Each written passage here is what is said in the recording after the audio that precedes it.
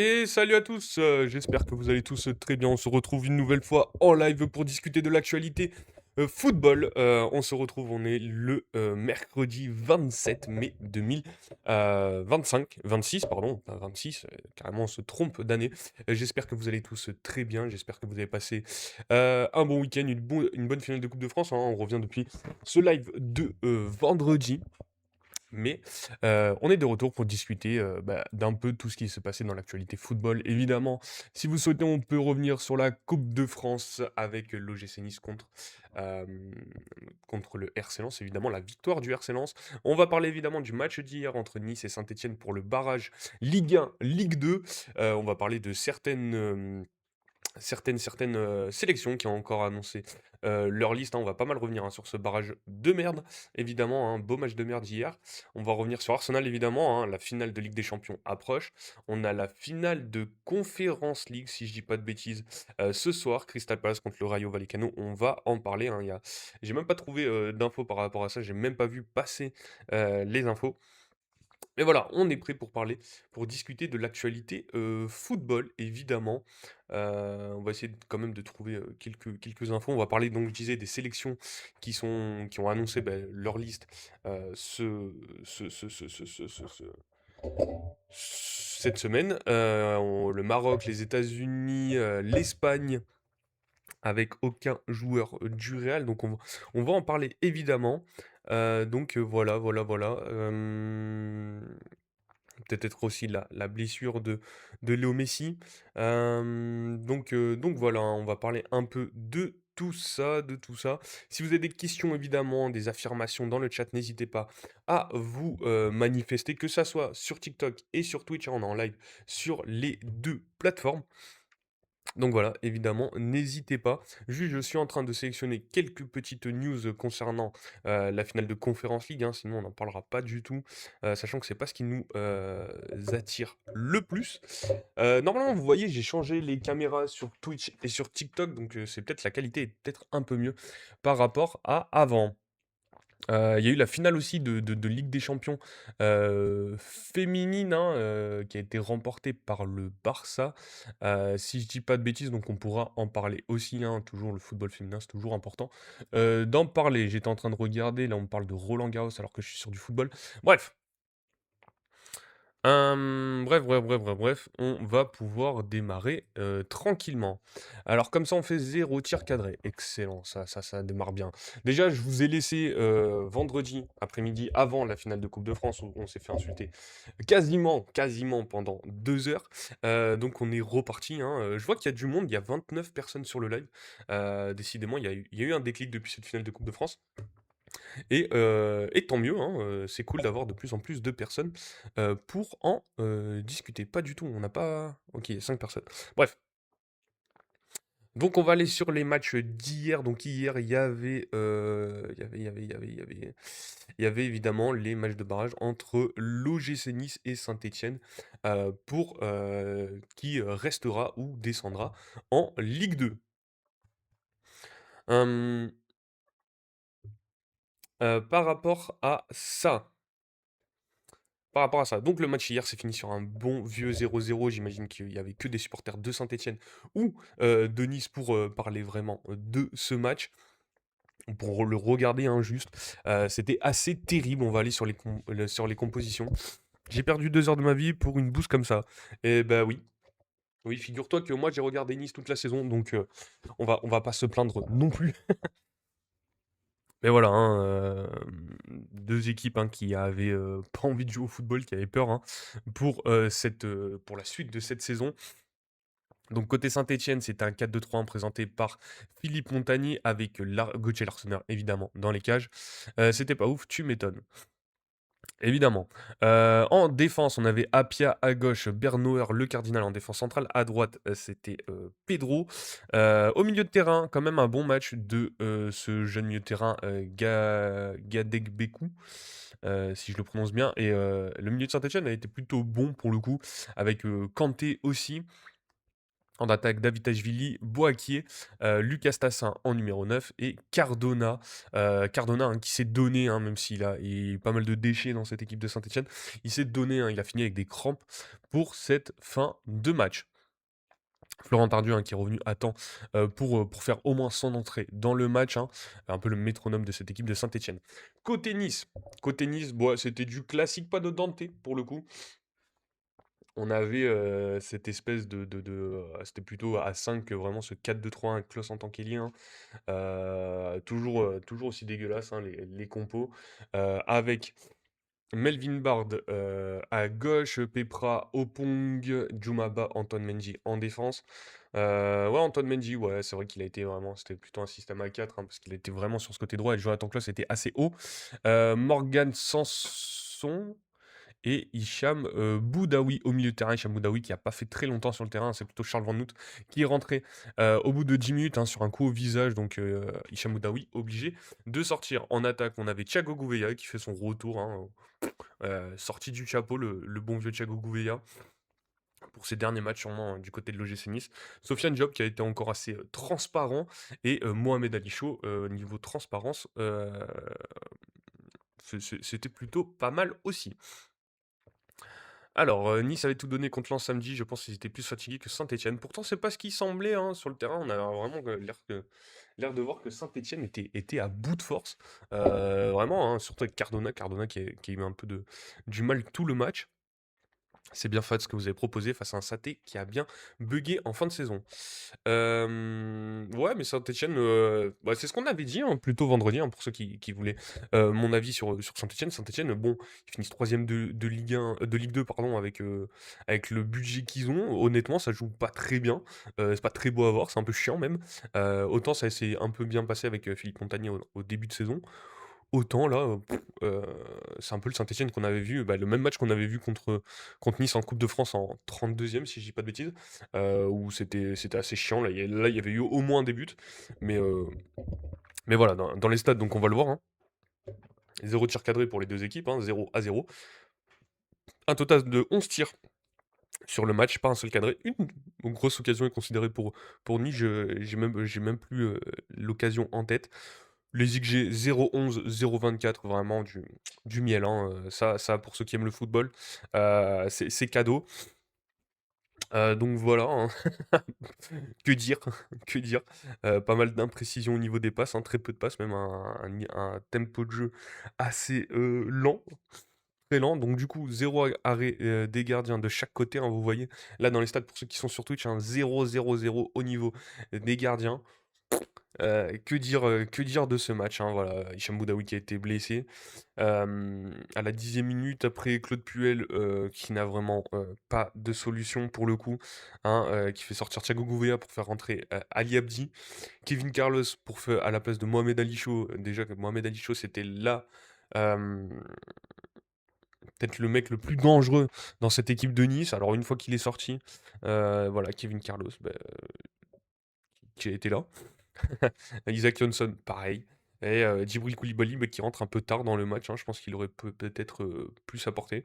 Du côté de Saint-Etienne, voilà, Joao Ferreira, il me semble que c'est son prénom, qui a fait plutôt une bonne entrée, hein, qui un coup s'est fait passer par Abdi, un coup il a pu le stopper, donc il a fait une entrée correcte par rapport à Appia, qui n'a pas été grandiose. Après Florent Tardieu à la place de Gadej Bekou. Gadej Bekou qui a fait plutôt un bon match, hein, qui a failli déclencher un penalty.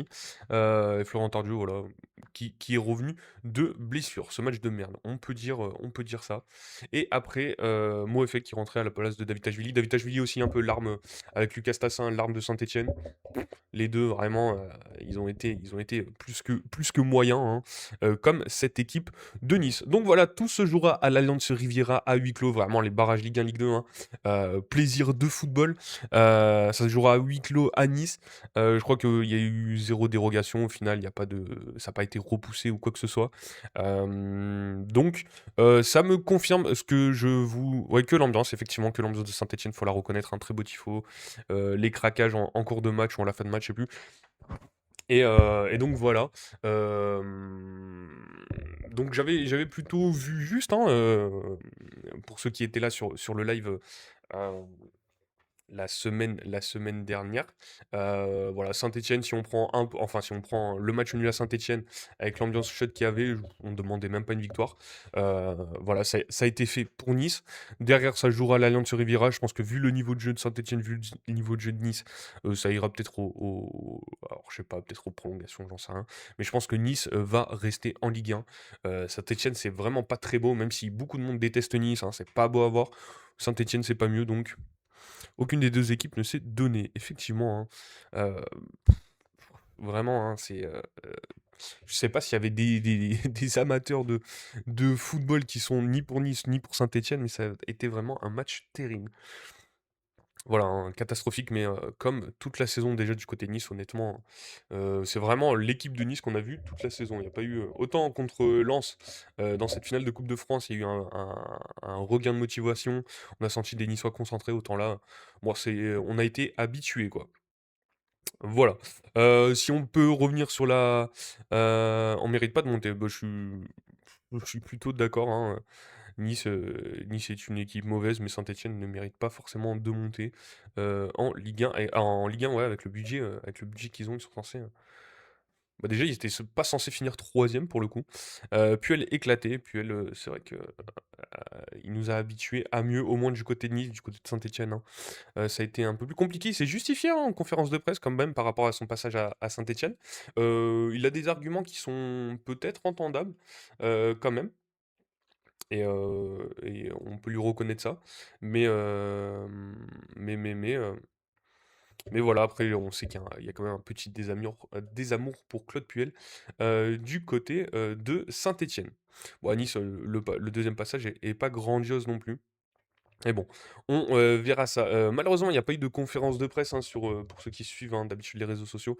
J'ai pas forcément eu le temps de la monter, mais il n'y a pas eu grand-chose qui a été dit. Peut-être qu'on utilisera des passages d'Anton Medji par rapport à la sélection et par rapport à ce qui se passe à Nice, mais sinon pas grand-chose. Salut à Matteo qui est présent sur le live. J'espère que tu vas bien. De retour sur les lives de Hattrick FR, évidemment.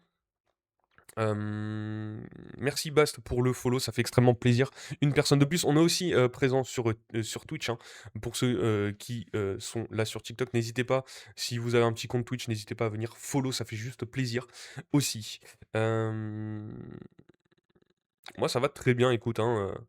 Habitué, habitué, on peut pas être déçu de ce qui s'est passé hier soir, mais sinon dans le reste, tout va très bien. En plus, ce soir, finale de Coupe d'Europe, bon, ça reste de la Conference League, on verra ce que ça donne ce match aussi, hein.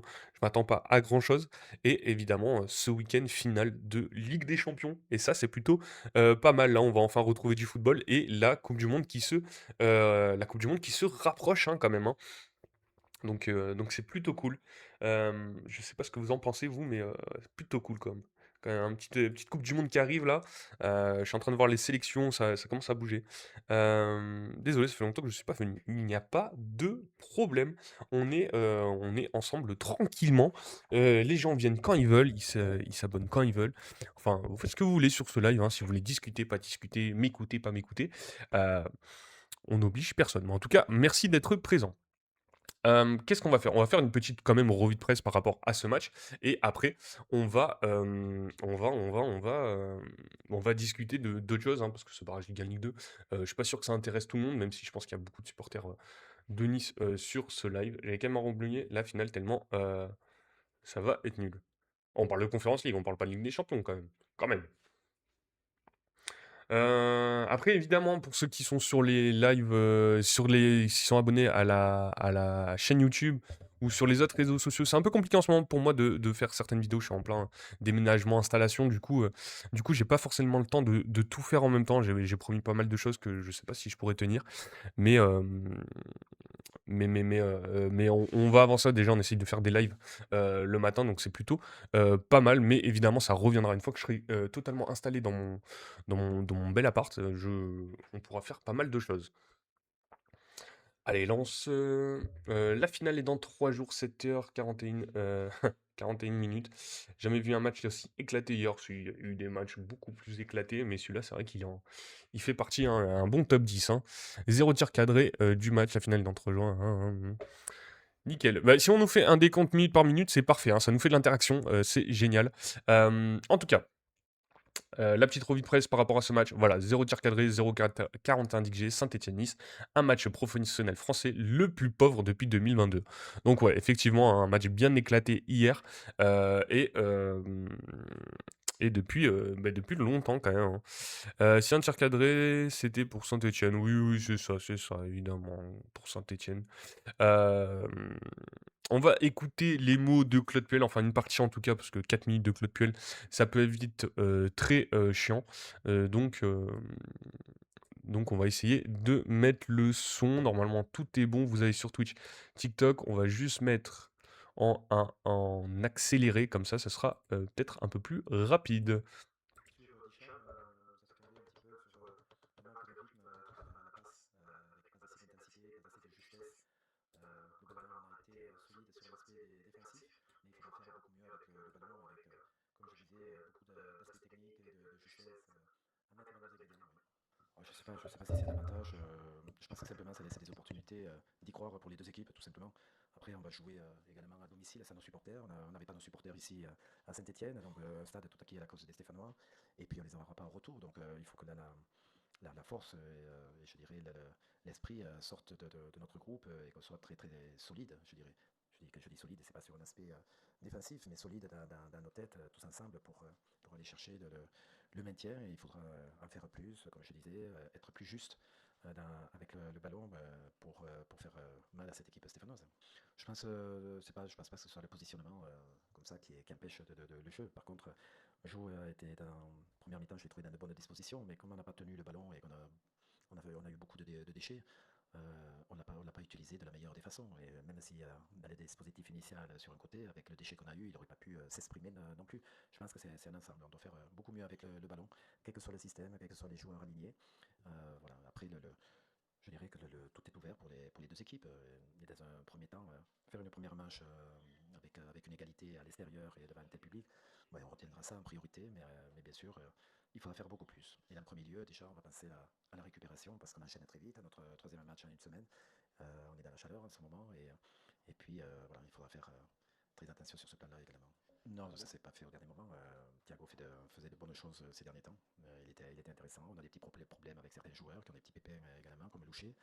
Et puis, je pensais que ça pouvait être intéressant avec une bonne maîtrise, avec notamment Sofiane en soutien de Momo pour essayer de moins l'isoler et puis trouver des solutions. Mais quand on n'a pas je dirais de maîtrise, on peut mettre tout ce qu'on veut en place, ça ne sera pas productif. Donc, avant tout, quel que soit le système et quels que soient les joueurs alignés, voilà, on sait où sont nos progrès à faire et comment il faudra s'articuler face à cette équipe pour le retour.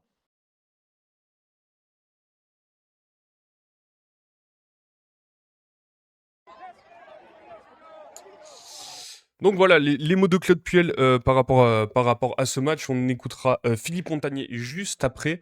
Je suis confiant pour le retour Issa Nissa. Bah, moi aussi, je suis plutôt confiant pour le retour, honnêtement. Il suffit vraiment d'un but et après, Saint-Etienne ne fera plus rien. Lucas Tassin ne marquera pas contre Nice. Saint-Etienne va gagner à Nice. Je n'y crois pas une seule seconde.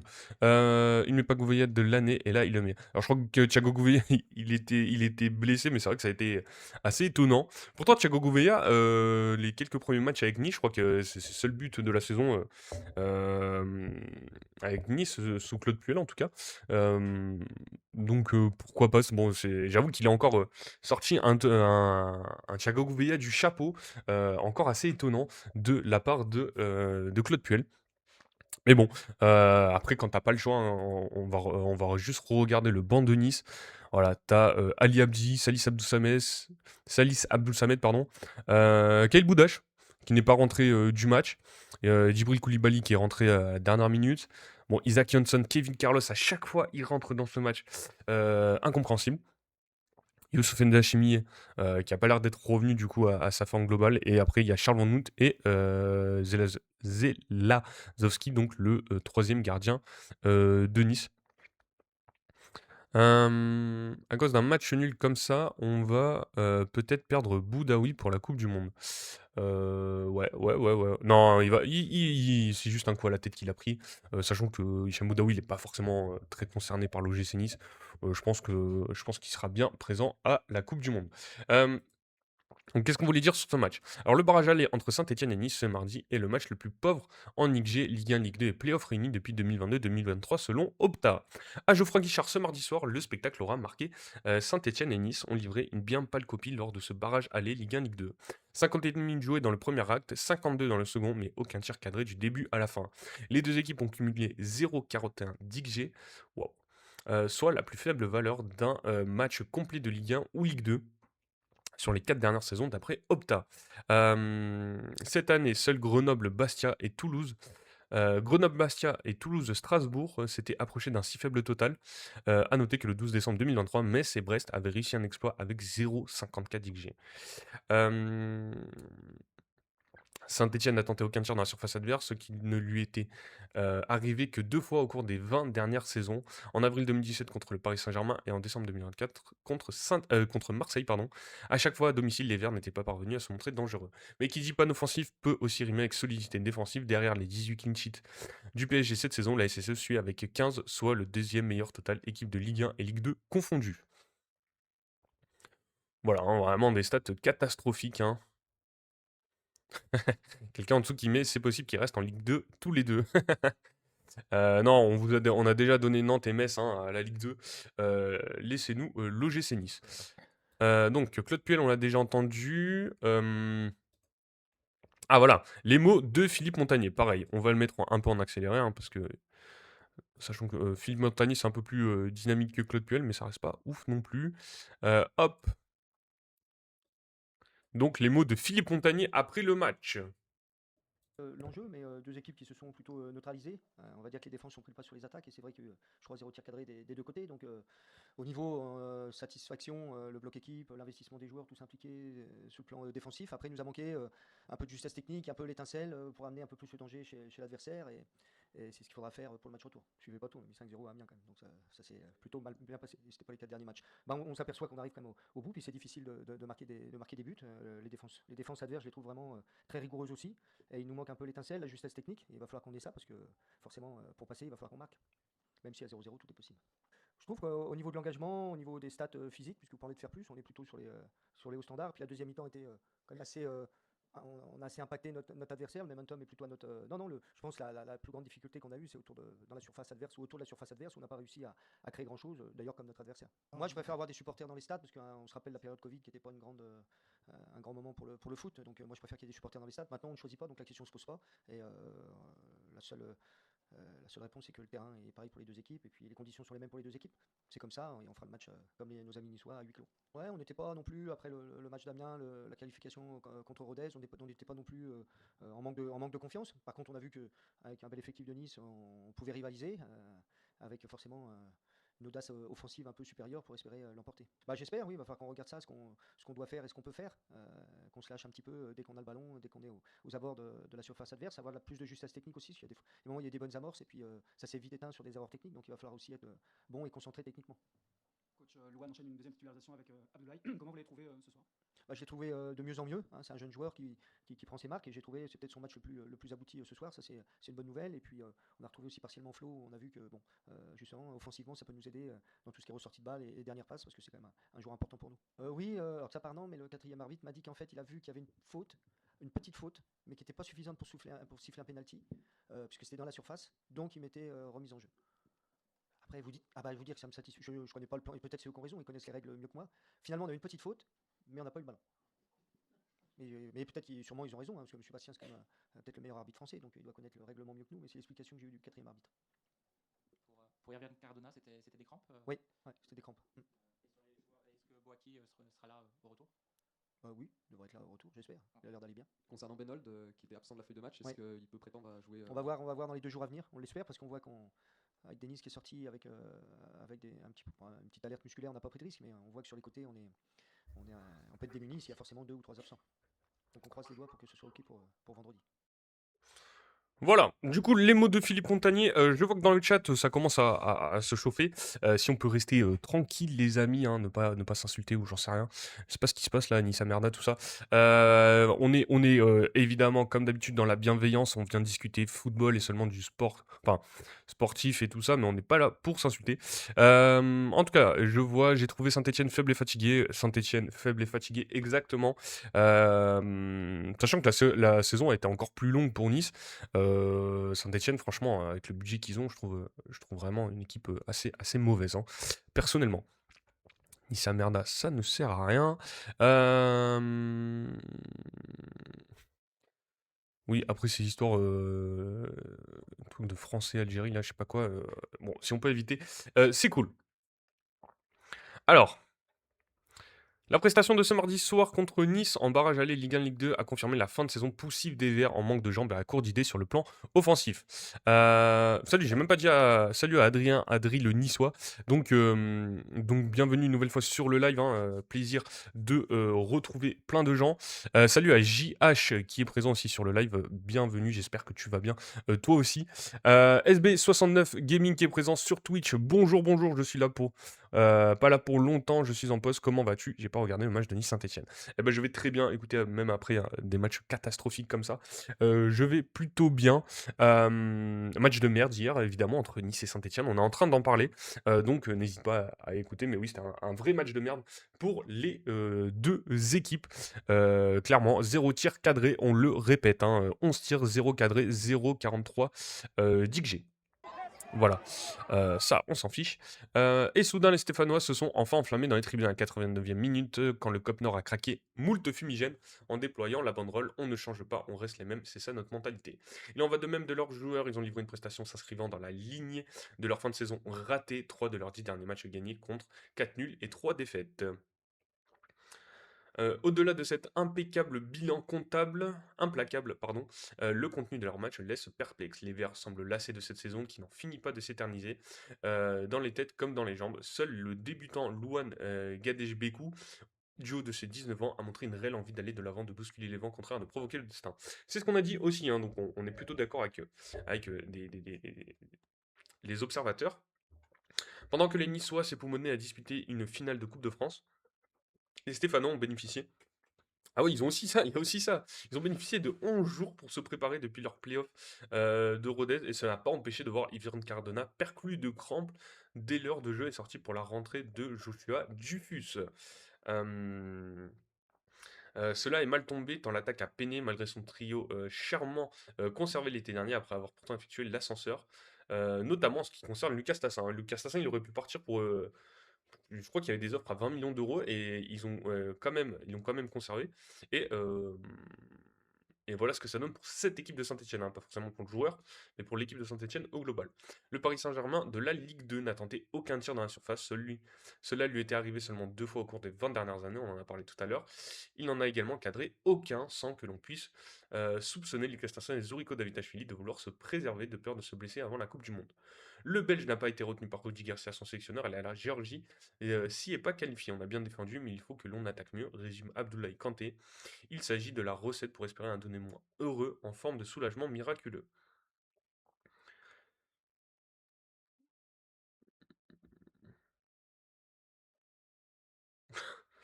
Ouais, on a un commentaire en dessous de l'article, hein, vraiment gratuit, gratuit pour le journaliste. Encore un article à charge de Bernard Lyons.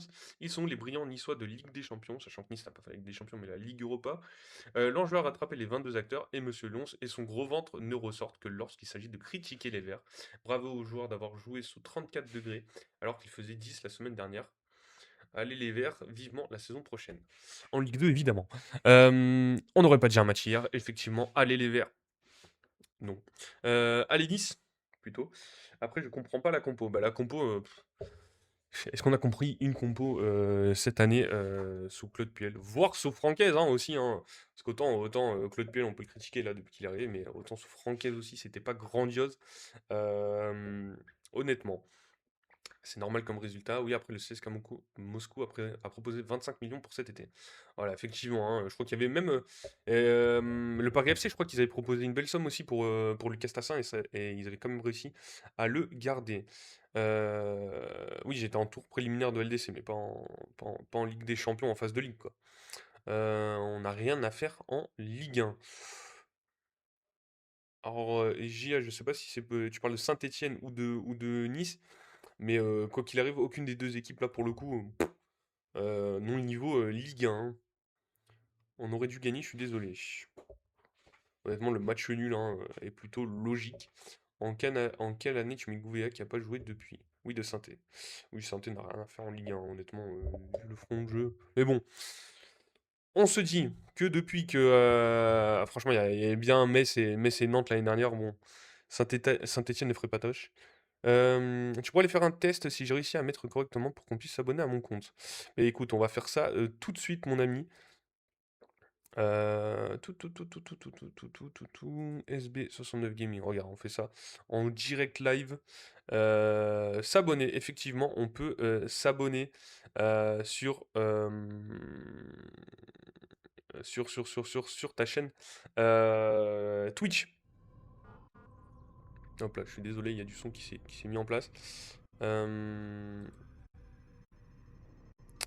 Mais oui, oui, oui, on peut effectivement s'abonner. Donc n'hésitez pas, les amis, à vous abonner sur la chaîne de SB69 Gaming. Alors en fait, comme ça, on parle rapidement de ça. Sur Twitch, maintenant, vous pouvez vous abonner, c'est disponible pour tout le monde. Malheureusement, en fait, tous ceux qui sont pas pour l'instant affiliés au compte Twitch,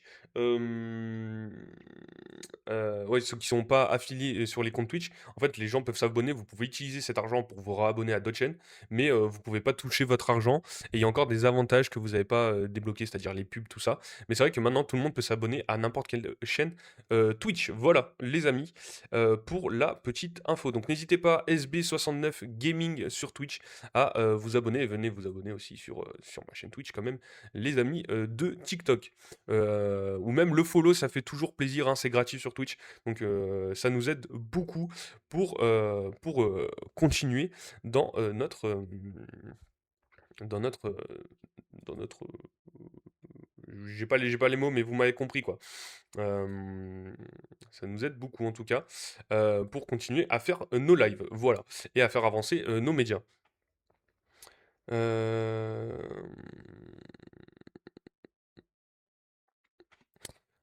on ira s'abonner juste après, hein, juste après le live, promis, ça sera fait. Alors, ce soir. Alors, qu'est-ce qu'on nous a dit? Oui, de santé, d'accord. Je pensais que Nice devait nous écraser MDR. Non, non, jamais vu ça, mais salut pour toi, vous allez vous maintenir. Pour moi, Nice va se maintenir en Ligue 1. J'en suis persuadé. Autant la Coupe de France, bon, on l'avait annoncé aussi hein, que ça allait être très compliqué. Autant, je pense que Nice va se maintenir en Ligue 1. Salut pour toi. Il n'y a que Wai qui peut nous faire gagner au retour. Ah, on n'est pas loin de ça quand même, hein, je pense, hein.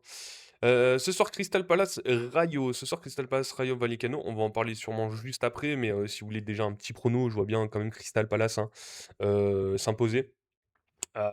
Jean-Philippe Mateta, ça ferait plaisir, qui marque ce soir.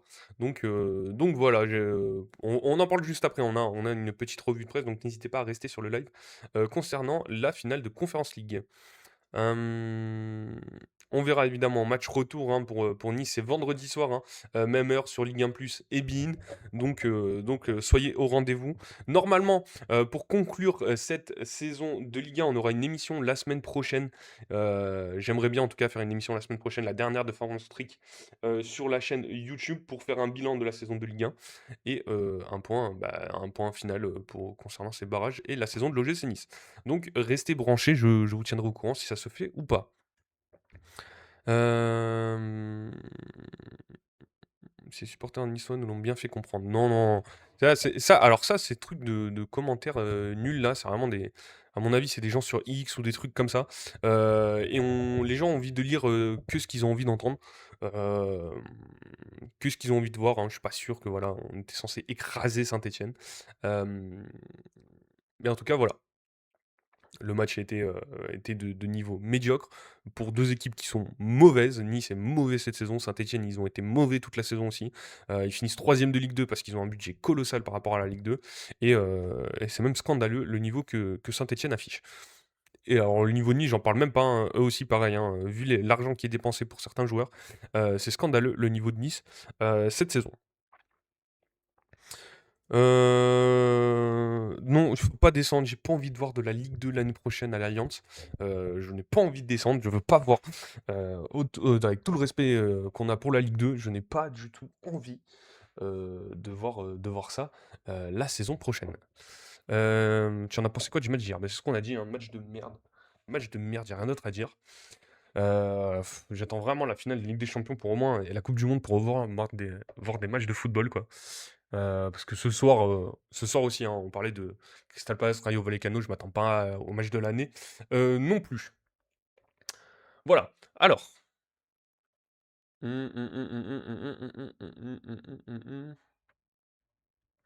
Ah oui, pour ceux qui voulaient l'info, comment Nice a réussi à faire. Je crois que nous, on avait envie de descendre. Ah non, mais c'est sûr, mais pas mon problème. Ça m'intéresse très peu, ça. À Saint-Étienne, on a juste pris le mauvais coach depuis que Montagny est aux commandes, ça va beaucoup mieux. Bon, la fin de saison, elle était dure quand même pour Saint-Etienne, hein, pas été facile, facile, quoi. C'est du 50-50 au match retour. Oui, je suis plutôt d'accord. Je suis plutôt d'accord avec ça.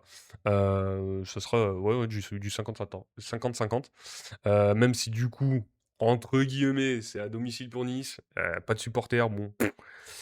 Voilà, voilà. Donc l'info, comment Nice a réussi à se déplacer à Saint-Étienne avec tous ses internationaux. Dans un contexte sportif et structurel compliqué à Nice, c'est une bonne nouvelle, donc l'ONPL va profiter. Donc, tous les internationaux concernés par une éventuelle convocation à la Coupe du Monde s'y trouvent sans exception. Euh, Même si Eli Wahi et Antoine Mendy, Evan Diouf, c'était réglé parce qu'ils avaient eu les sélectionneurs, ils avaient accordé leur joueur à rester avec Nice. Euh, C'est 25 mai qui marque le début d'une période de sélection. Les joueurs dépendent des clubs. La situation de l'Algérien Hicham Boudaoui, du Ghanéen Kojo Pepra-Oppong et du Tunisien Ali Abdi restait encore à être éclaircie. Et Abdou Samed avec le Ghana. Le GC Nice aurait trouvé un moyen de le conserver légalement s'il a été question que les deux premiers ne puissent jouer que le barrage aller et qu'Abdi confronté au refus du sélectionneur tunisien Sabri Lamouchi et de sa fédération manque les deux rencontres. Chacun de ces joueurs désirait terminer la saison avec les Aiglons avant de se projeter sur l'équipe nationale. Alors, et Nice aurait trouvé un moyen de le conserver légalement. Le club azuréen s'appuie sur l'annexe 1, article 3 du règlement du statut et du transfert des joueurs. Pour justifier son choix, il est précisé qu'une association désirant convoquer un joueur pour la compétition finale d'un tournoi international doit le lui notifier par écrit 15 jours au plus tard avant le début de la mise à disposition, c'est-à-dire le 10 mai, et l'association informera en même temps que le club du joueur par écrit. Or, aucune des trois fédérations ne l'aurait fait dans ce timing. Nickel. Ali Abdi, Boudaoui et Pepra-Pong rejoindront leur sélection après le barrage retour de vendredi. La FIFA a confirmé au club qu'il pouvait s'appuyer sur ce point de règlement, alors le gym a envoyé un courrier à la fédération internationale et aux fédérations concernées pour leur signifier qu'en vertu de cet article du RSTP, ces convocations dans ce timing étaient nulles et qu'ils étaient dans son droit de garder ses joueurs sans s'exposer à des sanctions. Au moins un autre club européen serait dans le même cas de figure, le Standard de Liège. Donc voilà. Donc voilà, c'est un point de règlement qui a été utilisé. Encore une fois, hein, les sélections qui sont pas trop au fait des points de règlement, c'est un peu gênant. Je te trouve très très en colère contre ton équipe. Ils ont dû vraiment faire un sacré mauvais match. Bah, je t'invite juste à regarder pardon, le résumé, hein, pas besoin de se farcir tout le match. À voir le résumé, tu verras l'indigeste match que l'on a vu hier, encore une fois. Après, évidemment, qu'on est dur. Hein. Merci à Cantona pour l'abonnement, ça fait extrêmement plaisir. Au follow, en tout cas, sur TikTok, pardon. Merci beaucoup. Mais oui, les matchs, je vous invite à au moins voir le résumé. C'était. Enfin, il n'y a rien à dire, quoi. Genre, parler de foot avec Nice cette saison, ça a été assez compliqué. Saint-Etienne fait match nul avec eux et leurs supporters sans les nôtres. C'est vrai, c'est vrai que c'est bien dommage pour cette équipe de Saint-Etienne hein, qui n'a pas montré un beau visage, en tout cas pour ses supporters. Dominique Aiello, samedi, il y a plein qui vont pleurer. Paris va gagner les back-to-back. Ils vont tous pleurer Samé. Ok. OK, mon fraté. J'avais pas compris pourquoi on peut pas rentrer au stade le match retour. Le match retour parce que, lors du, dernier match de la saison de Ligue 1, lors de la 34e journée entre Nice et Metz, à l'Allianz Riviera, les supporters niçois, en tout cas, des personnes ont envahi le terrain, à la fin du match. Il y a eu jet de fumigène et de bombes agricoles, si je dis pas de bêtises, hein, ça a été retenu ça aussi. Et donc, on, l'OGC Nice a pris 2 matchs de huis clos, je crois. Enfin, 2 matchs plus un en sursis. Donc, voilà pourquoi il n'y aura pas de supporters niçois au match retour pour ces barrages à l'Allianz Riviera. Allez, je retourne au taf et je vous dis à plus tard. Bonne fin d'émission. Ben, merci à SB69 Gaming d'avoir été présent sur ce live. On se retrouve bientôt, je l'espère. N'hésitez pas à vous abonner ou au moins à follow la chaîne Twitch de SB69. Ça fait toujours plaisir, hein. On essaye de s'entraider entre collègues. On ne peut pas appeler ça des supporters malheureusement. Je suis plutôt d'accord. Donc voilà, c'est catastrophique, hein, plus après ce qui s'est passé à Paris ce week-end, là aussi, est-ce qu'on peut appeler ça des supporters? La grande question, le grand débat. On est d'accord que c'est pas vraiment des supporters, mais voilà. Heu, en tout cas, les personnes qui suivent ce club, n'aident pas forcément non plus. On va au stade quand même. Bah non, je crois pas du coup. Je sais même pas s'il y a une organisation autour de ça. Euh, je saurais pas vous dire. Tu penses qu'il y aura des supporters aux abords du stade? Franchement, je ne saurais pas vous dire. Honnêtement, j'ai pas l'info, j'ai pas vu. En tout cas, je l'ai pas vu passer sur les réseaux. Donc voilà. Peut-être qu'on peut checker, mais après là, faut aller voir sur les groupes de supporters, tout ça. J'avoue que je suis pas forcément très au fait sur les groupes de supporters. Je suis plus vraiment sur le point de vue sportif. Mais si j'ai des infos, je vous en donne. Normalement, il y a la conférence de presse de l'OGC Nice jeudi. Euh, Ouais, jeudi. Donc on pourra poser la question peut-être aux intéressés pour savoir. Voilà. Donc juste pour revenir sur les notes, et après on arrête sur cet horrible match. Salut à Fils de Nice qui est présent sur le live. Bienvenue une nouvelle fois, j'espère que tu vas bien. Et on discute, hein, on finit de discuter sur ce match, cet horrible match entre Nice et Saint-Etienne. Et après on passe à la finale de Conference League. Voilà, ceux qui ont eu les meilleures notes au niveau des équipes, évidemment, c'est les défenseurs. Voilà, on voit un 7 pour Bernauer côté Saint-Etienne, 7 pour Antoine Mendy côté Nice. Voilà, après du 6 pour le Cardinal, pour Opong. Voilà, du 6 pour un milieu de terrain le milieu de terrain de Saint-Etienne, on disait Gadej Bekou. Mérité. Après, voilà, 4, 5, 5. Voilà, pas un grand match. Après l'attaque de Nice, hein. 3 Gouveia, 3 Sofiane Diop, 3 Ali Chaud, 3 Stassin, 3 David Tachvili. Plutôt mérité. Les gardiens sont sur une moyenne de 5 vu qu'ils ont rien eu à faire. Donc voilà, pas grand-chose de plus à dire sur ces notes. Si vous avez d'autres questions, n'hésitez pas. David Ashvili, est-ce qu'il mérite un club de Ligue 1? Ouais, mais je sais pas. Ouais, ouais, possiblement avec un bon coach, une bonne équipe, genre juste pas une bonne équipe bien gérée comme ça, peut-être une équipe comme Brest. Après, est-ce qu'il mérite des clubs au-dessus? Je suis pas sûr. Est-ce qu'il a enfin, qu'il mérite, ça j'en sais rien, mais est-ce qu'il a il a le niveau de club au-dessus? Je ne saurais pas dire. J'ai pas assez regardé Saint-Etienne. Honnêtement, je les ai regardés quelques fois, mais après, je crois qu'il était à Bordeaux aussi il y a quelques années. Moi, je suis pas sûr du truc. C'était un match. J'étais au match, c'était éteint, effectivement. Un bon match de Ligue 2, effectivement aussi. À Nice, je prends. Ouais, oui. Oui, enfin, vu le niveau des attaquants à Nice, il fait clairement pas tâche, hein, voire c'est peut-être le meilleur, quoi. Euh, David Ashvili, c'est vraiment fort. Ouais, après, voilà, je pense qu'il faut qu'il soit bien entouré quand même. Voilà, bon, à voir, hein, je pense que si Saint-Etienne ne monte pas cette année, Est-ce qu'il devrait quitter le club? Ça m'étonnerait pas non plus, hein. À mon avis, c'est ça aussi, hein. Bon, il a accepté de rester une saison de plus. Je suis pas sûr que une deuxième, il la fasse en Ligue 2. Pas hier, mais techniquement, c'est au-dessus. Moi, j'y crois. Je vais bien te croire, hein, mon ami. Voilà. On va parler de la finale de Conference League qui a lieu ce soir entre Crystal Palace et le Rayo Vallecano, hein. Sur les matchs d'hier soir, il n'y avait pas grand-chose de plus. Après, c'était de l'Euro U17, je sais même pas c'est quel match. Euro U17. Voilà, j'avoue que je suis pas forcément l'Euro U17 non plus. Mais je sais même pas si c'est des qualifications. Moi, je crois que c'est des qualifications. Bref, on s'en tamponne un peu. Donc, sur le match de ce soir, finale de Conference League, il y a à peu près que ça. Je sais pas ce qu'il y a d'autre. En tout cas, de très notable. On va parler de ce match entre Crystal Palace et le Rayo Vallecano.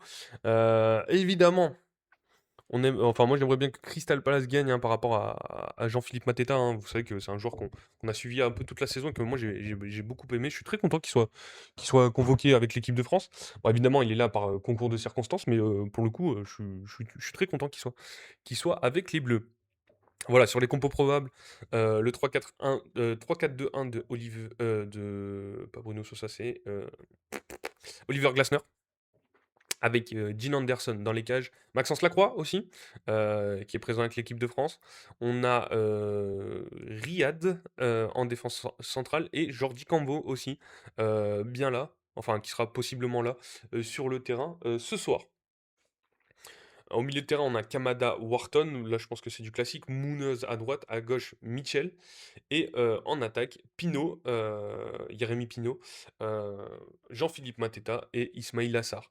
Sur les autres compos de Crystal Palace, je crois que ça ressemblait plutôt à ça aussi. Si je dis pas de bêtises, voilà, sur le match contre Arsenal, bon, à mon avis, il l'a fait tourner là. Ouais, voilà. C'est vrai qu'il y a Nathaniel Klein aussi sur ces derniers matchs. Tout, tout, tout, tout, tout. La compo, voilà, donc il y a du Richards aussi qu'on peut utiliser. Après, voilà, c'est plutôt une équipe qu'on a l'habitude de le voir. Possiblement en Strand Larsen, mais ça m'étonnerait depuis le retour de Mateta. On a Lerma aussi qui rentre souvent, Nathaniel Klein, Brendan Johnson, l'ancien de Tottenham la saison dernière. Donc voilà pour cette équipe de Crystal Palace. Côté Rayo Vallecano, on aura sûrement le français Florian Lejeune en défense centrale, Bataya au cage, Papsis aux côtés de Florian Lejeune en défense centrale, Chavaria à gauche, Ratiu à droite. Au milieu de terrain, Valentin Lopez, hein, c'est une équipe que je connais très peu, donc je vais pas faire le grand connaisseur. À gauche, Garcia, à droite, De Frutos et devant, Alemao, le Brésilien. Donc à voir, ça va être un match intéressant, ça reste quand même une finale de coupe d'Europe, mais bah, c'est vrai que ça fait pas, déjà que la finale d'Europa League, c'est pas la finale qui m'a fait le plus kiffer. J'allais dire un autre mot, mais kiffer, on va dire. Donc voilà, cette finale de Conference League, on va la regarder parce que voilà, on est amateur de football, mais je suis pas sûr que ça me. Bon, ça sera sûrement mieux qu'hier soir, on va vous l'accorder, les amis. Mais ça risque de pas être fou non plus. Comment il va le Niçois depuis vendredi? Bah écoute, le Niçois, qu'est-ce qu'il veut? Comment il peut aller bien, quoi? On va dire qu'il est là, qu'il y croit. Qu'il y croit, en tout cas, il a espoir. Mais voilà, hein, on savait que Nice, de toute façon, j'ai quand même cru, hein, j'ai quand même cru. Pendant le match, à un moment, je me suis dit que possiblement, il y avait des chances que ça aille au moins en prolongation, petite égalisation. Bon, au final, euh, on reviendra pas. Enfin, on peut revenir sur le match, mais la sortie de Maxime Dupé sur le deuxième ou troisième but, elle est catastrophique. Donc voilà. Euh, Pas grand-chose à dire de plus, mais j'ai quand même cru un minimum sur ce match. Tu vois Nice passer à huis clos en vrai. Oui, je vois Nice passer contre Saint-Etienne. Je le redis, après le match que j'ai vu hier, ça m'étonnerait pas que Nice passe, en tout cas. Ça m'étonnerait pas que Saint-Etienne passe non plus, mais honnêtement, Je suis pas fan. Merci à Dany pour le follow aussi, ça fait extrêmement plaisir. Un de plus une nouvelle fois, donc merci beaucoup, à ceux qui follow le compte évidemment TikTok, hein. Il y a aussi la chaîne YouTube, la chaîne Twitch, hein, n'hésitez pas, hein, à aller voir. Normalement, vous pouvez trouver tous les liens, vous tapez @trickfr, vous trouvez à peu près tous les liens possibles pour pour vous, vous abonner. Aïd Moubarak, bah, Aïd Moubarak, c'est l'Aïd aujourd'hui? Aïd Moubarak, mes amis, musulmans. Voilà. Donc on retourne sur la finale de Coupe de France, de Conference League. Déjà par rapport au Rayo Vallecano avec Sergio Camello, l'attaquant devenu l'âme du Rayo Vallecano. C'est un article de Anna Caro pour Flashcore évidemment. À la veille de la finale de la conférence de la Ligue Conférence contre Crystal Palace à Leipzig, il est impossible de parler du Rayo Vallecano sans parler de Sergio Camello. Pas seulement parce qu'il marque des buts, mais parce qu'il incarne quelque chose de bien plus rare dans le football contemporain, une conscience de classe, une loyauté de quartier, une humanité sans calcul. Sergio Camello est né à Madrid en 2001 dans le quartier ouvrier de San Blas, à quelques kilomètres de l'Estadio de Vallecas. Sa mère travaille depuis toujours dans une boutique de vêtements du centre commercial Pleni Lugno. Son père dans le département marketing d'une entreprise d'étiquettes adhésives. Il a grandi avec son frère jumeau dans une famille qui n'était pas pauvre, dit-il, mais très humble, où l'on apprenait à compter chaque euro. Formé à l'Atlético Madrid, prêté à Mirandes puis au Rayo, avant de choisir de s'y installer définitivement en 2023, refusant au passage un accord déjà conclu avec Cadix pour rester à Vallecas. Camelo aurait pu suivre le chemin classique du footballeur qui s'efface derrière son agent et ses marques. Il a choisi autre chose, ce que le football est en train de devenir, c'est de la merde. Alors ça c'est une belle citation.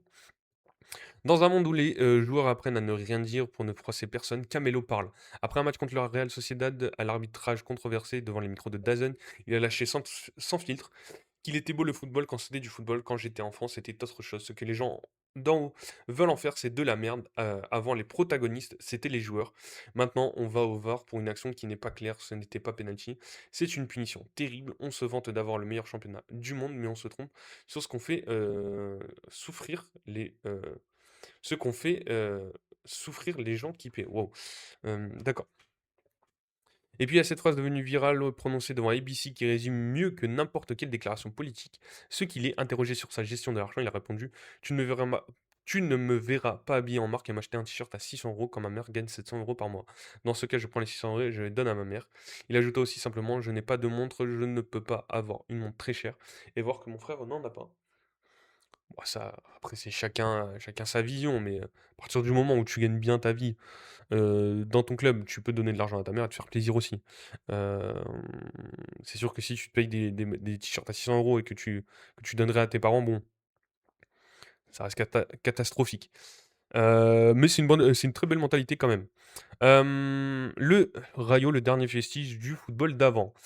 Au médiatique de l'UEFA en prévision de la finale de Leipzig, Camelo a résumé en une phrase ce que représente son club. Le Rayo, je crois que c'est ce qu'il reste de dernier du football d'avant. C'est ce qu'on respire. Quand j'invite des gens au stade, je leur dis toujours que le football, c'est la partie la moins importante. Ce qui compte, c'est toujours ce qu'on ressent, les avant-matchs, l'union avec les gens, ce qui se passe à l'intérieur, comment les tribunes chantent et pourquoi elles se battent. Dans une interview accordée à El Espagnol à la veille de la finale, il a exprimé ce que représente pour lui le fait de porter la franja rouge. Quand tu entres dans le quartier, dans ces gens, c'est là que la flèche te traverse et que tu tombes amoureux du Rayo Vallecano. La cagnotte ou quand le vestiaire devient le barrio. Quelques jours avant la finale, une histoire a circulé qui n'aurait pas pu arriver dans n'importe quel club. Plusieurs supporters du Rayo avaient été victimes d'une arnaque via une fausse annonce sur les réseaux sociaux. Cette Vallecanos avait perdu une importante somme d'argent et avec elle le rêve de se rendre à Leipzig pour la finale de la Ligue Conférence. Ce n'était pas un cas isolé. Quelques jours plus tôt, Enrique, un supporter de 40 ans, avait subi une escroquerie similaire avec une entreprise de car. La communauté Raï s'est mobilisée sur X pour exposer la situation et lancer un appel aux dons. Le message est remonté jusqu'au capitaine Oscar Valentin qui l'a transmis au vestiaire. La réponse a été immédiate. Sergio Camelo a contribué 2000 euros, Andrei Raju 1000 euros, Dani Cardenas 400 euros, entre autres. Comme cela s'était passé quelques années plus tôt avec Carmen, une vieille dame menacée d'expulsion, que les joueurs et les supporters avaient aidé à régler ses dettes, le vestiaire s'est à nouveau uni. Alors qu'est-ce que je vois dans le chat? Je vois que le chat s'active. C'est pas normal, les 3 derniers descendent, les 3 premiers montent. T'en as pensé quoi du match hier? But de Hudson Edouard, d'accord. T'en penses quoi de Marseille? Wow, carrément, on me parle de Marseille. Allez, Lens, vous allez descendre. Allez, les Verts. Nul l'OM. Tiens, une tigre. OK. Tu penses quoi de Vaïd? Gloire au peuple saint et or. Allez les Verts. Wow. L'Olympique de Marseille, si vous voulez, on en parle juste après. Là, on finit cet article hein, sur le joueur du Camelo, Sergio Camelo. Sur le Rayo Vallecano, c'est un peu l'actu chaude, pardon. Je vais dire l'actu actuellement. L'actu chaude. Après, si vous voulez, on parle d'autres sujets comme Marseille ou les Verts ou j'en sais rien. J'espère de tout cœur la Ligue 2. Allez, j'adore mes haters. Euh, Personne ne peut nous reprendre ce qu'on a déjà vécu. Après la qualification historique à Strasbourg, Camelo a posté une story Instagram qui n'avait rien d'un communiqué de joueur. Pas de sponsor, pas de formule convenue, juste un texte écrit avec le cœur. Lui, le joueur très sensible à l'art et cinéphile au point d'avoir un compte Letterboxd à son nom pour noter ses séances ciné. Pour les gens qui sont descendus aux enfers sans savoir que le paradis était en Allemagne, pour ceux qui sont arrivés là-haut avant nous, sans savoir qu'ils croiseraient le petit Rayo, pour les problèmes du quotidien, qu'on noie au payaso fofo, pour ceux qui ont souffert comme ses fils, qu'ils savourent aujourd'hui comme des pères, parce que Vallecas se bat pour son Rayo et le Rayo répond pour son quartier. Parce que ça n'a jamais été une question de football pour les gens qui ont tout laissé tomber, pour voyager avec leur franja à travers l'Europe, pour eux qui passeront l'été collés à un ventilateur parce que beaucoup ne verront pas la mer cet été, Madrid en août comme Manolito Gafotas, parce qu'il faudra revenir à la réalité, aux heures sup, aux larmes, aux embrassades, de tristesse à la souffrance des dernières journées, aux jours gris. Pour Rafa Lola, Antonio Manolito Deli Basic, Willy Trejo, parce que le chemin parcouru est bien plus qu'aucun d'entre nous avait demandé le jour de son anniversaire en soufflant les bougies, parce qu'un jour, ce maudit réveil sonnera et nous réveillera de ce rêve. Personne ne peut nous reprendre ce qu'on a déjà vécu. Une ode à Vallecas à sa population, sacrifice fait par les supporters du Rayo, dont beaucoup ont choisi de railler Leipzig en voiture rallier pardon, Leipzig en voiture depuis Madrid, faute de moyens en citant Manolito Gafotas, personnage emblématique d'un Madrid populaire. Et sans esbrouf, ce texte à lui seul explique pourquoi Vallecas a adopté Camello comme l'un des siens. Le meilleur jour de nos vies. C'est ainsi que Camello décrit le 27 mai 2026, jour de la finale, comme le meilleur jour de nos vies, et il ne lâche pas sa conviction. J'ai la certitude que le trophée sera à nous des Jeux Olympiques de Paris 2024, où il avait inscrit 2 buts en finale contre la France pour offrir l'or à l'Espagne. L'enfoiré, c'est lui qui a fait ça. À la finale de la Conference League à Leipzig en 2026, Camelo est l'un des rares joueurs du vestiaire à pouvoir se targuer d'avoir déjà joué et gagné une finale. Il sait ce que ça demande, il sait aussi ce que ça signifie pour un club comme le Rayo, pour un quartier comme Vallecas. On a travaillé pour ça, et ça vous émeut parce que 2 ans après une terrible bataille pour le maintien, on est là, ça va être inoubliable parce que le Rayo ne nous garantit pas que ça sera comme ça chaque année. Il faut en profiter comme du jour le plus festif et historique du Rayo depuis longtemps. Eh bah, franchement, c'est beau, si vraiment c'est tout est honnête, il a vraiment, bah, son club dans le sang et ça fait plaisir à voir, hein. Hem, il en existe encore des joueurs comme ça. Vous êtes détesté par toute la France. Bah, nickel, on revient à la Hate Watch. Je pense quoi des débordements, tu penses quoi des débordements à Paris de certains supporters niçois? Les questions, c'est souvent les mêmes quand même, hein. Évidemment, les débordements à Paris, on ne cautionne pas, c'est catastrophique. Évidemment, l'Euro dit, c'est pas ça qu'on veut le voir dans le football, que ça soit pour Nice, pour Paris ou pour d'autres supporters, mais que ça soit pour le football au global. Les débordements qui ont eu lieu à Paris, c'est catastrophique. T'as pensé quoi de l'arbitrage hier? Bon, l'arbitrage, je l'ai pas trouvé scandaleux. Je pense qu'il y a pas penalty pour Nice. Je pense qu'il n'y a pas penalty pour Saint-Etienne aussi, donc voilà. J'espère qu'à chaque déplacement, vous allez prendre sur votre gueule. Nickel. Les supporters de Nice m'ont vraiment déçu au Stade de France. Ah ouais? Moi, j'ai entendu le contraire quand même. J'ai entendu que les 15 000 supporters niçois avaient fait pas mal de bruit, pas mal de bruit par rapport à tout le stade qui était lensois. Donc voilà, je sais pas. Après, chacun son avis évidemment, mais j'ai entendu que les supporters de Nice avaient fait un sacré chantier, en tout cas dans le Stade de France, hein. Je parle pas de ce qui s'est passé à Paris. Poup, poup, poup, voilà, on peut continuer donc. On a parlé du Rayo Vallecano. On peut parler de Crystal Palace. Mis à part siffler les corons, c'est tout ce qu'ils ont fait. Bah écoute, chacun son avis, je sais pas quoi dire. Moi j'étais pas au stade donc j'ai entendu juste à la télé. Après le reste, j'en ai aucune idée. MDR, on les a même pas entendus. Ne confondez pas ultra supporters et hooligans. Alors ça, je suis plutôt d'accord, hein, on va épingler ce commentaire. Ne pas confondre ultra supporters et hooligans, les amis. Merci. J'étais au stade. Ok. Bon, bah, ton avis compte, hein, même ceux qui n'étaient pas au stade, vos avis comptent. Après, voilà, j'ai des amis qui étaient au stade. Est-ce qu'ils m'ont dit autre chose? Peu importe, c'est pas très très grave non plus. Comment Ismail Yassar est devenu le héros de la Ligue Conférence de Crystal Palace? Crystal Palace s'apprête à disputer un trophée européen pour la première fois de son histoire en affrontant le Rayo Vallecano en finale de la Ligue conférence de l'UEFA le mercredi 27 mai. Les Eagles vivent actuellement une période faste puisqu'ils n'ont jamais remporté de trophée majeur, qu'ils ont gagné la FA Cup en 2025, le Community Shield peu de temps après, et qu'ils pourraient aujourd'hui décrocher leur premier titre de champion d'Europe. Sous la houlette d'Olivier Glasner, Palace a franchi un nouveau palier, et même si les supporters découvrent ces trophées pour la première fois, ils connaissent bien les joueurs fantasques qui jouent souvent un rôle important dans ce type de succès. Ces dernières années, les supporters des Eagles ont vu Eberechi Eze, Michael Olise déchirer la compétition, ainsi que Wilfried Zaha, peut-être la plus grande star de l'histoire du club. Ces trois joueurs ayant quitté le club au cours des 2 dernières années, il est normal qu'un nouveau nom soit apparu pour Palace en tant que fer de lance de la campagne de Conference League, Ismail Assar. Déjà, on va voir les buts d'Ismail Assar avec Crystal Palace. Pour ceux qui sont sur Twitch, évidemment. Hein, pour ceux qui sont sur TikTok, bah, je vais éviter de me prendre un strike. Celui-là, il est beau. Hein. Belle course entre les défenseurs avec la belle passe. Celui-là aussi bien placé. Hop là, devant le gardien, assez vif. Ah, il a mis des beaux buts hein, quand même. Franchement, il a mis des beaux buts. C'est complet un peu partout. De la tête. Franchement,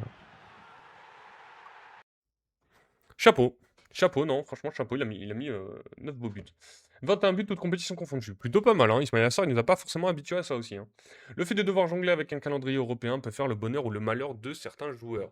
Si l'effet général s'est fait sentir pour Palace, qui a terminé à la 15e place de la Première Ligue, Sarr a pris les matchs supplémentaires avec aisance. Il évolue à droite d'un trio de tête, généralement aux côtés de Jérémy Pino et de Jorgen Strand Larsen ou Jean-Philippe Mateta. Il peut également compter sur le soutien du latéral Daniel Munoz, dont la réputation n'est plus à faire, ce qui permet à Sarr de s'épanouir.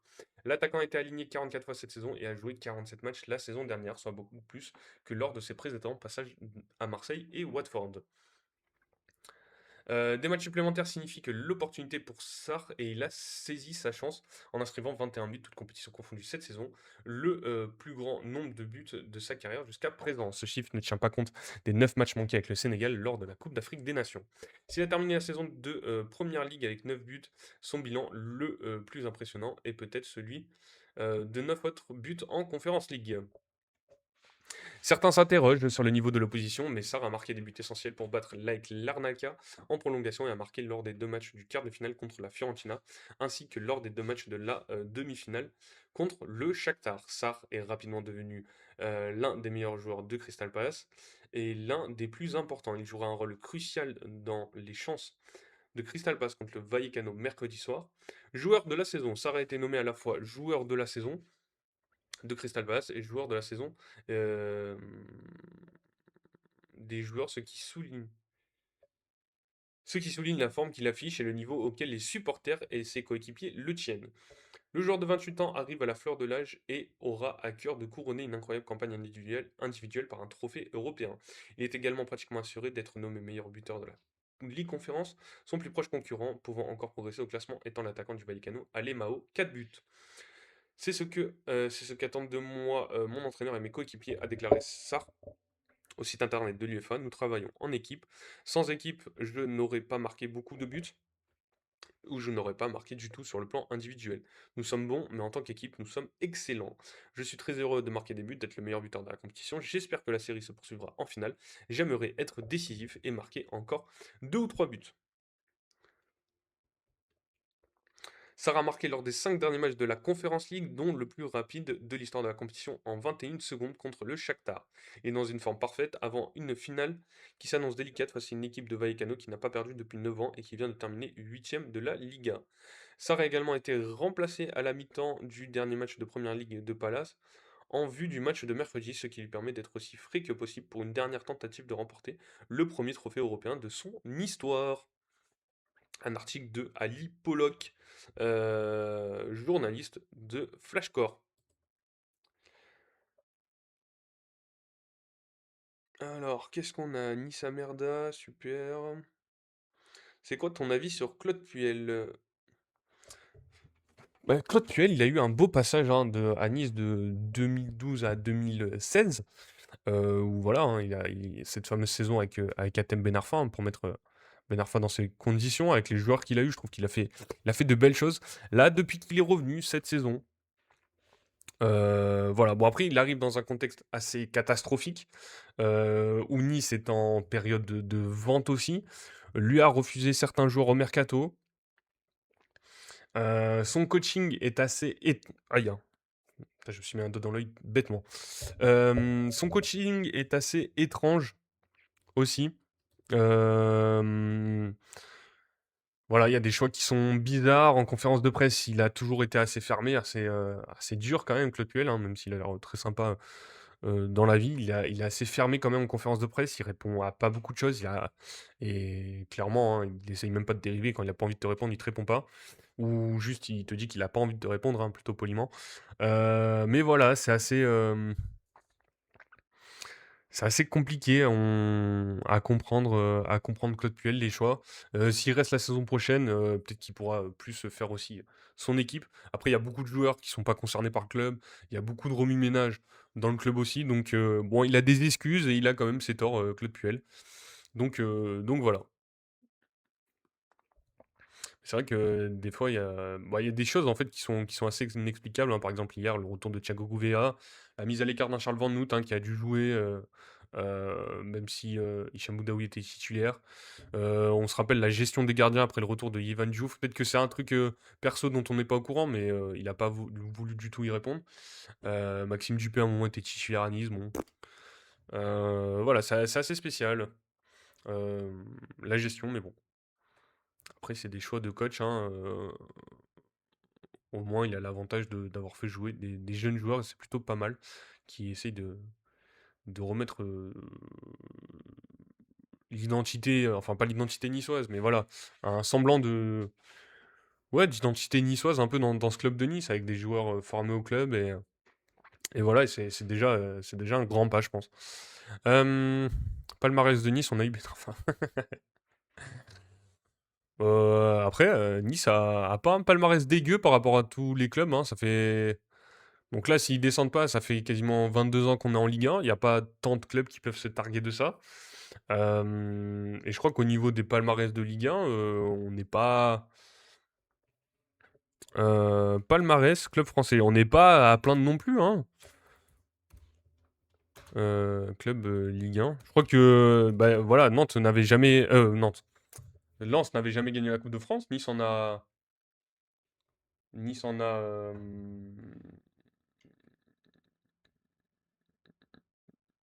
Nice en a 3, pardon.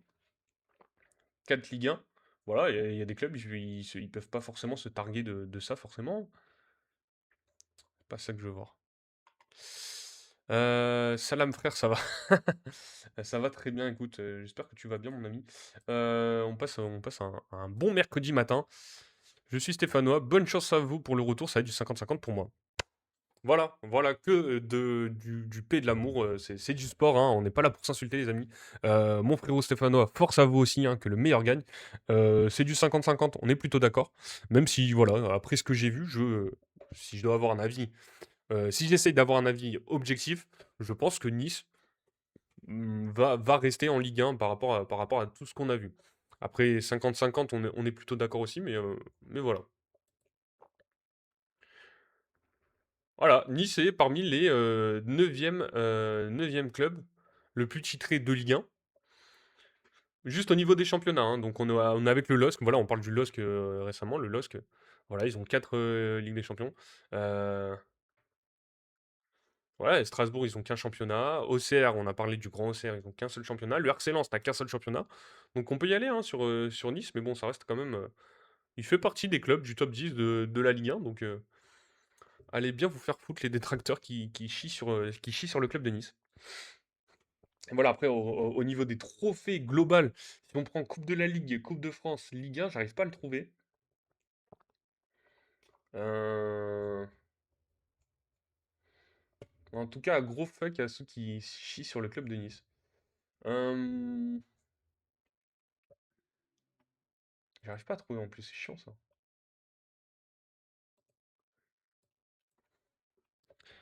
Club les plus titrés de France.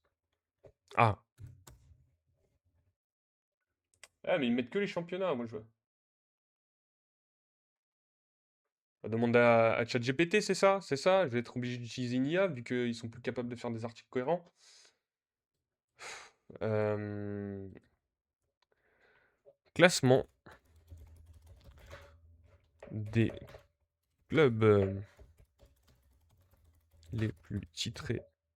Des clubs français les plus titrés. On élimine les coupes d'Europe. Hein. Titrés de. Plus titrés. Wow. Titrés. Championnat. Plus. Coupe de France. Et Coupe de la Ligue.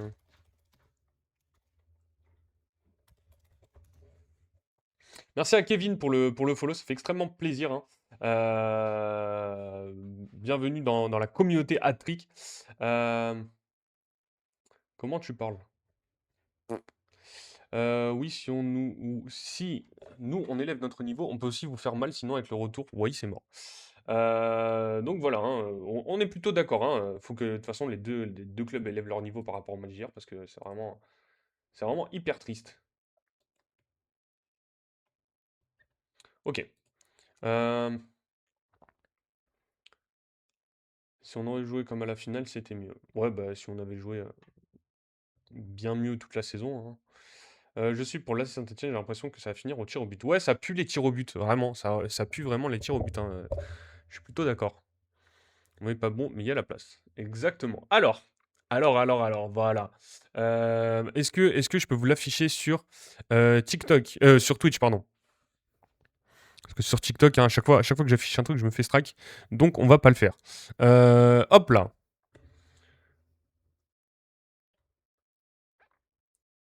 Donc, le Paris Saint-Germain a 38 titres, avec 13 Ligue 1, 16 Coupes de France, 9 Coupes de la Ligue.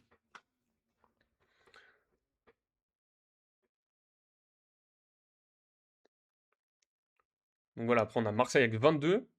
L'AS Saint-Etienne avec 16, évidemment, ne pas négliger le palmarès de l'AS Saint-Etienne, hein, qui est un club vraiment historique de cette, du championnat de France, évidemment. Le FC Nantes, l'AS Monaco, l'Olympique Lyonnais. Après, je comprends pas pourquoi il m'a pas mis l'OGC Nice, là, il me met Strasbourg avec 7. Et pourquoi il me met pas l'OGC Nice, l'enfoiré? 9, le LOSC. Ah, d'accord, ok.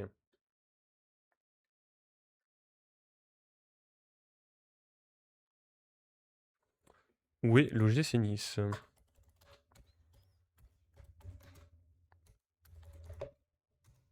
Parce que là, ils me mettent OCR avec 5 titres, mais je m'en tamponne. 7 titres nationaux majeurs. Donc ouais, je sais pas comment il a fait son classement, le truc, mais voilà. Ouais, Nice est à peu près dans les 10 meilleurs clubs fin classement par rapport au total. Hein.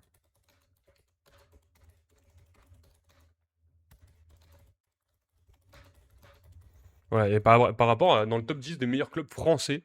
Donc, euh, donc voilà. Euh, voilà, Nice est 9e. Avec Strasbourg. Strasbourg, ils ont des coupes, ils ont 3 coupes de la Ligue. Euh, Ils ont qu'un seul championnat, voilà. Bon, Nice a quand même 4 Ligue 1. Bon, après, c'est les années 50, hein, mais on les prend.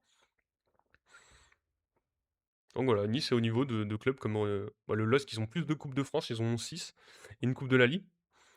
Et voilà, donc on voit pas le RC Lens, il n'y a pas d'AGOCR, hein, la GOCR 11e avec 5 titres. Donc voilà. Tous ceux qui critiquent Nice, en tout cas en tant que club, qui n'est pas un club historique ou je sais pas quoi, remettre les choses dans son contexte quand même. n'est pas bon, on est à la place. Un, se maintenir. Deux, tous les dégager, reset complet. Ouais, ouais, je suis plutôt d'accord ouais, avec ça par contre. Dégager tous ceux qui font chier avec ce club de Nice, je suis plutôt avec toi. Pourquoi il m'aime pas? Voilà. Non. Ah ouais, d'accord, ok. Hum, hum, hum, hum, hum, hum, hum.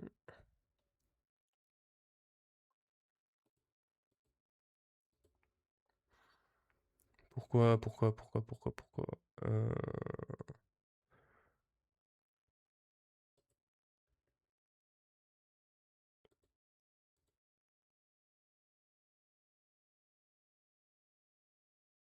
c'est ça, un chrono? Ah, d'accord, ok. Ouais, ignorer. Qu'est-ce que j'ai fait?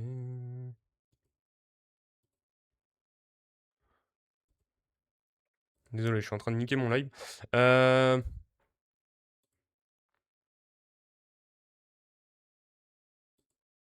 Voilà. On est de retour. Ok. Donc voilà par rapport à Nice. En tout cas, voilà. On a parlé aussi donc de la finale de Conference League. On verra qui gagnera. Au niveau des cotes, on va se faire un petit point cote quand même. Crystal Palace est favori, voilà, quasiment 2. Évidemment, les amis, si vous faites des paris sportifs, ne faites pas de bêtises. Ne pariez de l'argent que vous ne pouvez pas vous permettre de perdre. Ne mettez pas la maison, le PEL, les études des gosses, tout ça. On oublie. Voilà, donc juste, on se réfère au code par rapport à qui est favori, qui est pas forcément favori pour ce match même si on en a une petite idée. Voilà, cote à 2 pour Crystal Palace, cote à 4, 4,30 pour Vallecano. Donc Crystal Palace est plutôt favori pour ce match. Voilà. Mais il y a pas mal d'autres infos quand même qui a eu lieu. Ça fait 5 jours qu'on ne s'est pas vu. Donc on peut discuter de tout ce qui est l'actu niçoise. Voilà, je vois dans le chat pronostic PSG Arsenal. On va en parler de cette finale de Ligue des Champions qui aura lieu samedi à 18h. Alors ça par contre, ils nous font chier samedi à 18h. Ça m'arrange pas du coup. Euh, ils peuvent pas nous faire un bon 21h là, classique. Donc voilà, samedi à 18h, on aura le PSG Arsenal à Budapest évidemment, à la Puskás Arena. Donc on va en parler. Voilà, mon favori évidemment c'est le Paris Saint-Germain. Je pense que le Paris Saint-Germain va débloquer cette deuxième étoile sur le maillot. Euh, Voilà. Pourquoi 18h finale de Ligue des Champions? Ben, j'ai pas la réponse et ça me fait chier. Je vous le dis. Je vous le dis comme je le pense, hein. Moi, je suis là, je dénonce. Ils nous font chier avec ces trucs de 18h là. Entre la Coupe du Monde qui va être à 3h du mat et la finale de LDC qui est à 18h. Chiant. Chiant. Mais bon, on va quand même la mater, évidemment. Donc, déjà, par rapport à nos adversaires des Parisiens, Mikel Arteta est élu entraîneur de l'année en Première Ligue après le sacre d'Arsenal. Plutôt logique et mérité pour Arsenal, hein, pour Arteta, qui a galéré pendant quand même 6 bonnes années, afin de remettre Arsenal au top du football anglais. Donc chaque sacré champion d'Angleterre, Mikel Arteta a également été désigné meilleur entraîneur de la saison en Première Ligue. Une première pour un coach d'Arsenal depuis Arsène Wenger. Logique. Le sacre en champion s'accompagne d'une distinction personnelle. Mikel Arteta a été désigné meilleur entraîneur de la saison en Première Ligue. Récompense logique après plusieurs années de travail et quelques deuxièmes places frustrantes avant le titre de cette saison. L'Espagnol succède à Arne Slot, honoré l'an passé après le titre remporté avec Liverpool et devient seulement le deuxième entraîneur d'Arsenal à recevoir cette distinction après Arsène Wenger, triplement récompensé en son temps. Il coiffe notamment Pep Guardiola déjà honoré à 5 reprises, ainsi que Régis Lebris, entraîneur français de Sunderland, qualifié pour la Ligue Europa dès sa première saison dans l'élite. Keith Andrews, Brentford, Michael Carrick, Manchester United et Andoni Iraola du côté de Bournemouth qui était également en lice.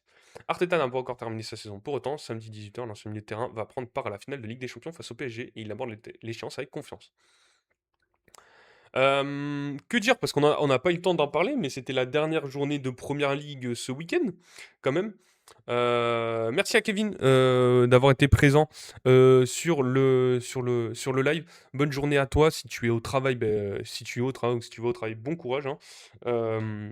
Force à toi. Merci en tout cas d'avoir été présent. Merci pour le follow. N'hésite pas à aller checker aussi la chaîne YouTube ou plein d'autres choses, pardon. Les réseaux sociaux, la chaîne Twitch aussi, si tu souhaites lâcher ton petit follow, n'hésite pas. En tout cas, merci beaucoup et évidemment Issa Nissa euh, pour, euh, pour, pour la suite des barrages de Ligue 1. Voilà, voilà. Euh,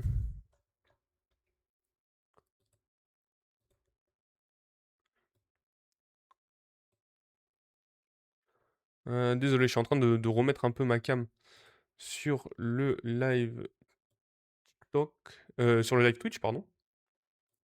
À chaque fois, on me voit mal, c'est chiant. Euh, Celle-là en plus, pourquoi je suis pas beau sur TikTok? Ah voilà. Sur Twitch, pardon. Désolé. Je confonds un peu tout. Paf, paf, paf. Ça, je peux le remettre. Voilà, là, on est bien.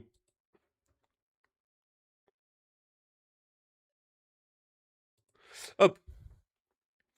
Donc, qu'est-ce qu'on disait, les amis? Qu'est-ce qu'on disait? Oui, la dernière journée de Première Ligue, on n'a pas eu le temps de la débrief. Bon, Arsenal était déjà champion, Manchester City deuxième. Mais on va quand même aller checker. On va quand même aller checker cette Première Ligue, hein. Je disais qu'on allait parler Ligue des Champions, rien à foutre, on a le temps d'en reparler. Euh, Rien à faire, pardon. Désolé pour les personnes qui nous regardent. Voilà, Arsenal a fini le premier, Manchester City deuxième, Manchester United troisième, Aston Villa, Liverpool quatrième et cinquième. Et après, du coup, Chelsea qui finit dixième. Alors ça, vraiment, pour les haters de Chelsea comme moi, super régalade, même si j'ai un petit maillot, hein, petit Cole Palmer dans le fond du sac. Euh, voilà, Chelsea dixième. Club hyper mal géré, hein, quand même, avec Bluco. Dommage, parce que c'est quand même une équipe assez historique maintenant, hein, en première ligue, Chelsea. Voilà, Newcastle aussi, avec les moyens qu'ils ont, douzième, catastrophique. Féliciter quand même Brighton. Sunderland pour la qualification en Ligue Europa. Et après, Tottenham qui se sauve à la dernière journée. Et West Ham aussi, qu'on avait l'habitude de voir en Coupe d'Europe, hein, ou en tout cas plutôt haut dans les classements de Première Ligue, qui descend en Championship avec Burnley et les Wolves. Voilà. Donc, euh, donc voilà, saison assez spéciale du côté de la Première Ligue. C'est peut-être pas la meilleure saison qu'on a vue, mais en tout cas à noter les amis, le retour au premier plan de Manchester United, parce qu'on n'a pas forcément parlé. Manchester United beaucoup raillé dans cette Première Ligue pendant des années. Voilà, retour au premier plan, troisième de Première Ligue, Manchester United. Si vous l'aviez annoncé en début de saison, bah, écoutez, félicitations. Parce que j'avoue que je ne l'ai pas du tout vu arriver, cette troisième place de Manchester United. Moi, pour le coup, je suis très content. Pour rappeler, Manchester United a fini 15e ou 16e la saison dernière en Première Ligue, hein, avec Ruben Amorim. Ruben Amorim qui a été démis de ses fonctions et ça a été plutôt positif, hein, pour la saison pas effectif. Transfert, classement. Je sais même pas où on peut voir ça. Mais voilà, 15e ou 16e la saison dernière, Manchester United. Donc voilà, je suis plutôt content pour cette saison des Red Devils. Le retour au premier plan d'un club historique. Moi, vous savez, je suis un nostalgique, hein, des grands clubs, hein, les années 2000, hein. C'est ça qui m'a fait kiffer le football. 2000-2010, évidemment. Donc voilà, Manchester United. Troisième de première ligue. Je suis très content. C'est vrai qu'on a très peu parlé. Je trouve ça assez étonnant, hein. C'est quand même un club qui a 20 première ligue, hein. C'est quand même le club le plus titré d'Angleterre. Donc voilà. Euh, hum, hum, hum, hum, hum.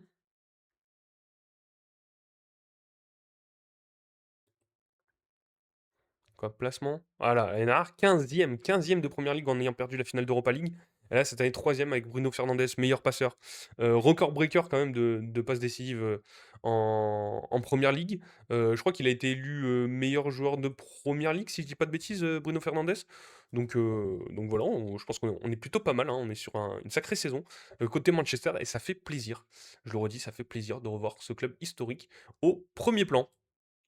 Voilà. Donc si on continue avec Arsenal quand même, hein, qui a gagné cette première ligue, le départ de Pep Guardiola, on devait en parler, on savait que c'était quasiment fait. Voilà, qui sera son successeur. Mais sur cette équipe d'Arsenal, cet Arsenal 2025-2026 est-il au niveau des invincibles de 2004? S'ils font le doublé, alors ça sera la plus grande équipe de l'histoire du club. Malgré ses nombreux mérites, l'équipe actuelle d'Arsenal peine à soutenir la comparaison avec celle de la saison 2003-2004. Mais cette perception pourrait évoluer samedi en cas de succès face au PSG en finale de la Ligue des Champions. Arsenal, hein, qui n'a jamais gagné enfin, la Coupe d'Europe, la Ligue des Champions, a l'occasion de vraiment rentrer dans l'histoire. Surtout qu'ils sont pas du tout favoris pour cette finale de Ligue des Champions. On se souvient, ils avaient perdu en 2006 contre le Barça. 2006? Ouais, je crois que c'est ça. Contre le Barça, hein, ce 4-1 avec l'expulsion en cours de match. Là, on verra si ça sera la même chose. Mais voilà, Arsenal de retour en finale de Ligue des Champions et qui a l'occasion de remporter pour la première fois cette compétition. La séquence est immédiatement devenue virale le 5 mai, juste après Arsenal Atlético de Madrid, alors que les Gunners venaient de se qualifier pour leur première finale de la Ligue des Champions depuis 2006. Thierry Henry, qui faisait justement partie de l'équipe londonienne battue en finale 20 ans plus tôt par le FC Barcelone, a interpellé Bukayo Saka sur CBS. Euh, Nous ne sommes pas parvenus à remporter avec des champions, mais j'espère que vous y arriverez. Vous seriez alors les inoubliables comme nous étions les invincibles. Cette sortie très commentée invitait à comparer ces deux générations de Gunners, celle qui avait remporté en 2004 le championnat sans perdre un match avant de s'incliner en finale de Ligue des Champions. Alors c'était en 2004, pardon, c'était pas 2006. Désolé pour les dates. Et qui pourrait s'emparer du Graal européen samedi face au PSG, mais pour d'anciens coéquipiers d'Henry à Arsenal comme Gaël Clichy, qui a évolué de 2003 à 2011. Aujourd'hui entraîneur de Caen, l'analogie ne tient guère, tant le jeu proposé par les Invincibles lui paraît plus séduisant que celui développé par les hommes de Mikel Arteta. Plutôt convaincant quand même. En tout cas, j'ai très peu de souvenirs hein, de ces Invincibles. Hein. Je connais l'histoire, mais j'ai très peu de souvenirs. Hein. J'avais 6-7 ans, hein. Premiers émois de foot, donc j'ai pas forcément énormément de souvenirs.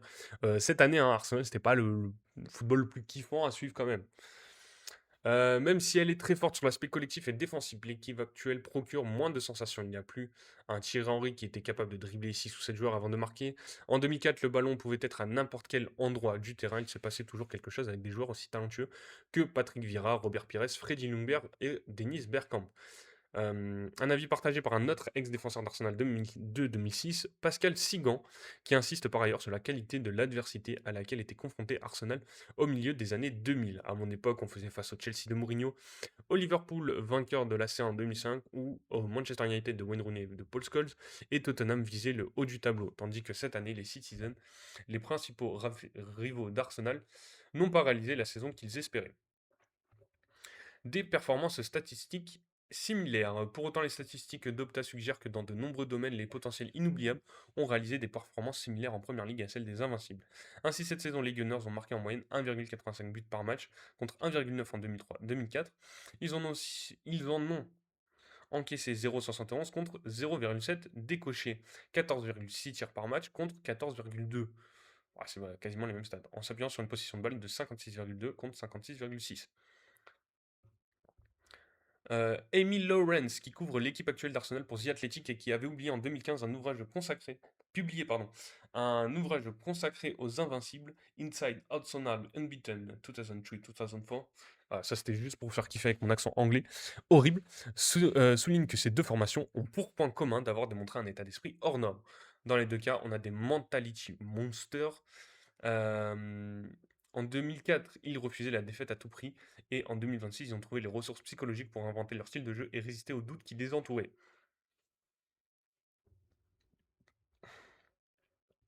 La journaliste ajoute que certains Gunners actuels ne dépareilleraient pas au sein des Invincibles. Ce serait le cas du diamant magique formé par David Raya, les deux centraux Gabriel et William Saliba et Declan Rice.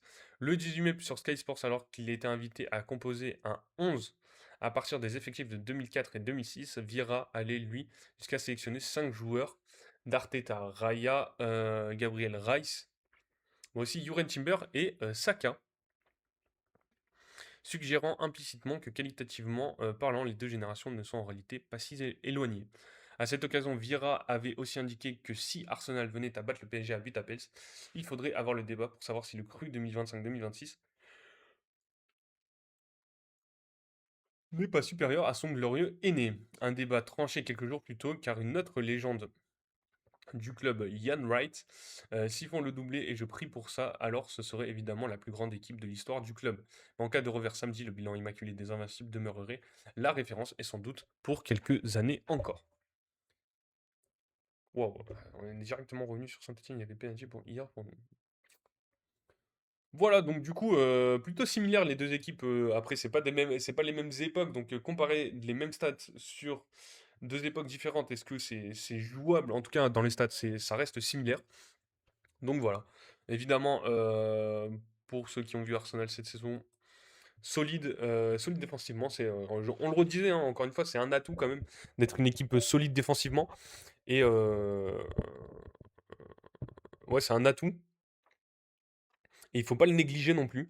C'est comme ça qu'on gagne des titres quand même, hein. Ça passe pas que par l'attaque, hein, et donc voilà, félicitations à Arsenal, encore une fois.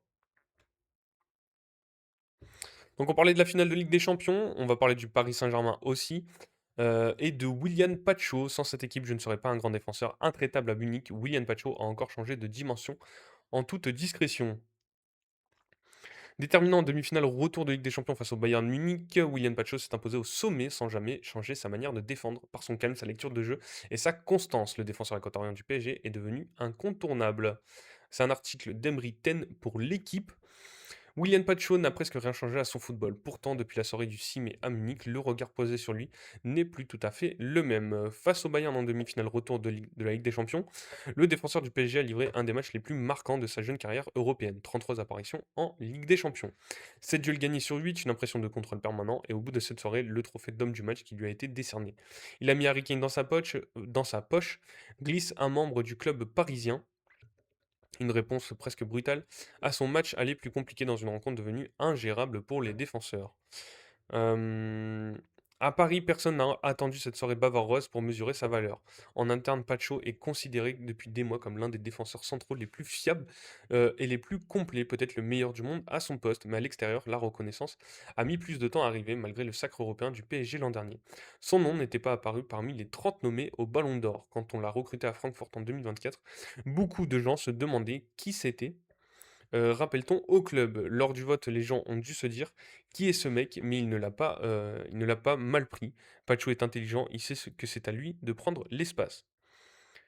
Anticipation, discrétion et régularité. C'est peut-être là que réside le paradoxe. Pacho, rarement un défenseur aussi dominant, aura dégagé une impression aussi discrète.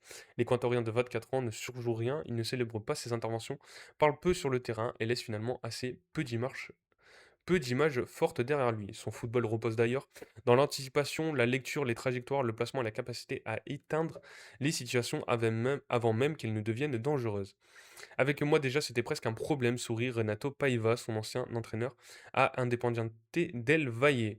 Il lisait tellement bien le jeu qu'il n'avait pas besoin d'aller au duel pour utiliser son corps avec le ballon. Il était déjà fantastique, très rapide, très propre techniquement, une qualité qui peut parfois devenir un frein en matière de perception. Les grands défenseurs marquent aussi les esprits par l'impact. Poursuit Paiva, une grande intervention, une faute, quelque chose, qui montre leur présence. Willian lui défend avec beaucoup de calme. Au PSG aussi, tous décrivent un joueur très intelligent, extrêmement calme et déjà parfaitement intégré au vestiaire. Son leadership, lui, ne passe pas par la voix, il s'impose autrement par la régularité de ses performances et la sérénité qu'il dégage. Sa seule véritable sortie de route à Paris est intervenue lors de la Coupe du Monde des clubs, encore face au Bayern. Pacho avait été expulsé après une intervention en retard sur Leon Goretzka. C'est probablement la seule fois où je l'ai vu hors timing, souffle un proche du groupe, mais il y avait aussi énormément de fatigue après une saison très longue. Mentalement, il reste très fort. Avant Paris, le Royal Antwerp, janvier 2022-2023, avait déjà servi de révélateur. Ancien directeur du recrutement du club belge, Joaquin Verken estime d'ailleurs que la soirée de Munich Euh,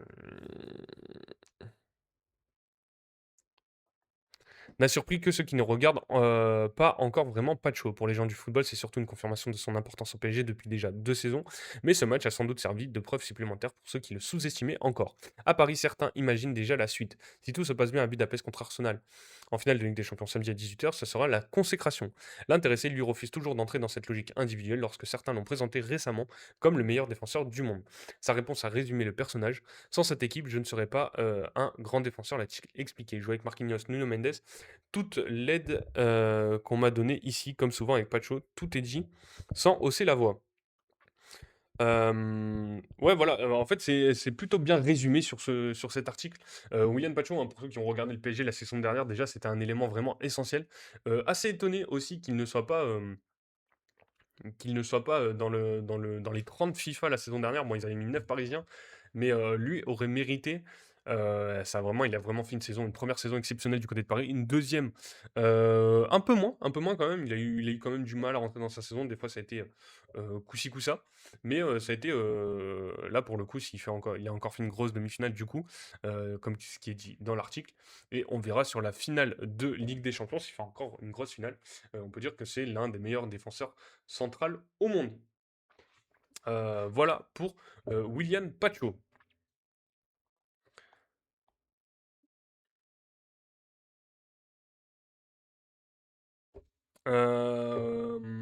Donc du coup voilà pour cette finale de Ligue des Champions.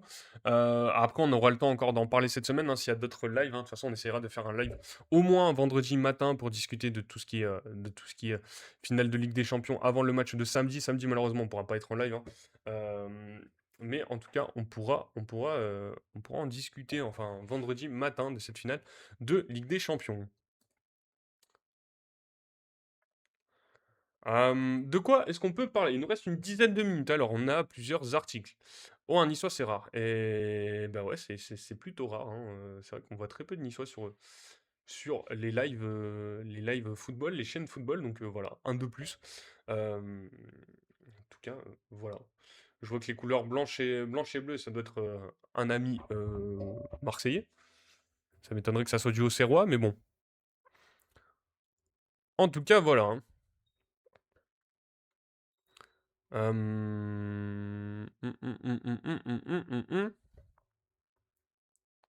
Merci en tout cas pour le follow.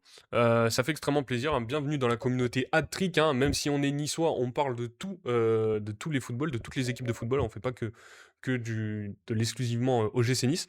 Donc là, on était en train de parler de la finale de Ligue des Champions. On a parlé de la finale de Conference League ce soir. On peut parler de l'Olympique de Marseille. Tout à l'heure, on nous a posé la question dans le chat. Enfin, dites-moi. euh, ce de quoi vous voulez qu'on parle, de quel sujet. Là, c'est vrai qu'on a fait un peu le tour de l'actu. On peut parler de la sélection espagnole, avec aucun merengue dans cette sélection espagnole.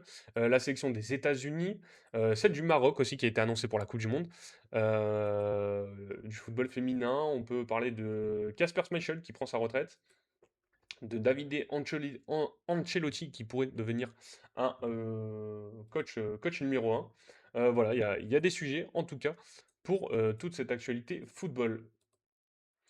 Et donc la question à 20 000 euros. Vous le sentez comment le match retour? Ben, on le sent plutôt, enfin en tout cas moi je le sens plutôt bien le match retour, hein.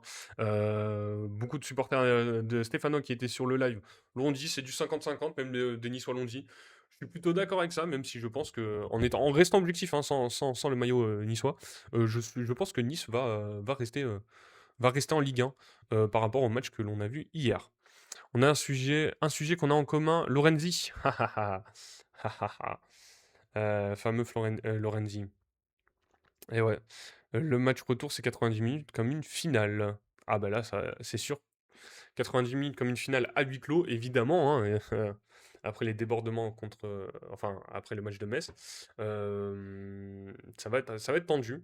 Après, voilà, déjà, assurer le maintien en Ligue 1, et après, on verra pour le directeur sportif. Est-ce que Lorenzi ira du côté de Marseille? Est-ce qu'il n'ira pas? D'après ce qu'on a compris, il a quand même signé un accord avec Nice. Donc, s'il ne souhaite plus signer avec Nice, je crois que Marseille devra payer une indemnité. Donc, c'est pour ça qu'ils ont quand même déjà regardé d'autres directeurs sportifs. À voir, hein, il a plutôt fait du bon travail à Brest, hein. Donc vraiment Lorenzi, ça reste encore un gros point d'interrogation concernant Marseille ou l'OGC Nice. Si vous êtes maintenu, Lorenzi doit s'engager avec Nice et l'OM doit payer une indemnité pour être débauché. Voilà, exactement. Euh, exactement. C'est plutôt bien résumé. Donc il faut que Nice reste en Ligue 1, comme ça, au moins Marseille paiera une indemnité. Euh, mais il y a beaucoup de questions, hein, pour Nice. Sur les lives précédents, on a parlé de Mercato, de Claude Puel, des dirigeants, est-ce que le club va être vendu? Tout ça sera la question. On aura des réponses à nos questions, pardon, une fois que Nice sera maintenu ou non en Ligue 1. Donc voilà, voilà. On peut. Force à vous les Niçois. Eh ben merci. À Sachet de Purée. Super pseudo en tout cas. Pas évident la situation. Ouais, c'est pas évident, hein. On peut critiquer, hein, tout ce qui se passe à Nice, hein. Tout à l'heure, on a fait un point sur est-ce que Nice est un club historique de la Ligue 1. Eh ben, figurez-vous qu'il est quand même dans le top 10 des clubs de Ligue 1, donc pas un club à négliger. Même si voilà, souvent les supporters, ou est-ce que vraiment il faut les appeler comme ça, euh, ne rendent pas service au club. En plus, Nice, c'est les copains. Alors ça doit être un Lillois ou un Nancéen, de toute façon. Sachet de purée, Lille, voilà, on avait compris la connexion. Et ouais, du coup, voilà, malheureusement, pour Nice, la situation est un peu triste en ce moment. Euh, Si on continue sur notre actu du jour, est-ce qu'on parle Coupe du Monde un peu? Parce que football de club, hein, ça y est, ça commence à être fini. On a quand même des sélections qui ont annoncé leur 23 ou 26. Donc ça peut être pas mal d'en parler, surtout la sélection espagnole. Aucun merengue dans la liste de l'Espagne, une première en Coupe du Monde, et le signe d'un Real de Madrid en crise. Je vois comment le match retour. Encore une fois, je le redis, je vois des aller les Verts. Moi, je pense qu'après le match que j'ai vu hier, après le match de Coupe de France qui a eu lieu, lors de ce match et vu toute la saison de Saint-Étienne ou de Nice, je pense que Nice va rester en Ligue 1. Pour être totalement objectif, hein, sans vraiment, sans critique de Saint-Étienne ou quoi, je pense vraiment que Nice va rester en Ligue 1 vu le niveau affiché. Même si les deux équipes sont dramatiques. Voilà, voilà. Est-ce qu'on parle rapidement quand même de la liste espagnole? Une première en Coupe du Monde et signe donc aucun merengue avec la liste de l'Espagne quand même. Déjà, il n'y a plus énormément forcément d'Espagnols dans cette équipe du Real et le peu qui restait ne sont pas à la Coupe du Monde. Alors, il y a des joueurs qui étaient plutôt logiques, comme un Dani Carvajal qui n'a pas été sélectionné. Tu vois la liste, je l'avais pas vue. Et ben voilà, voilà. Question, réponse. Euh,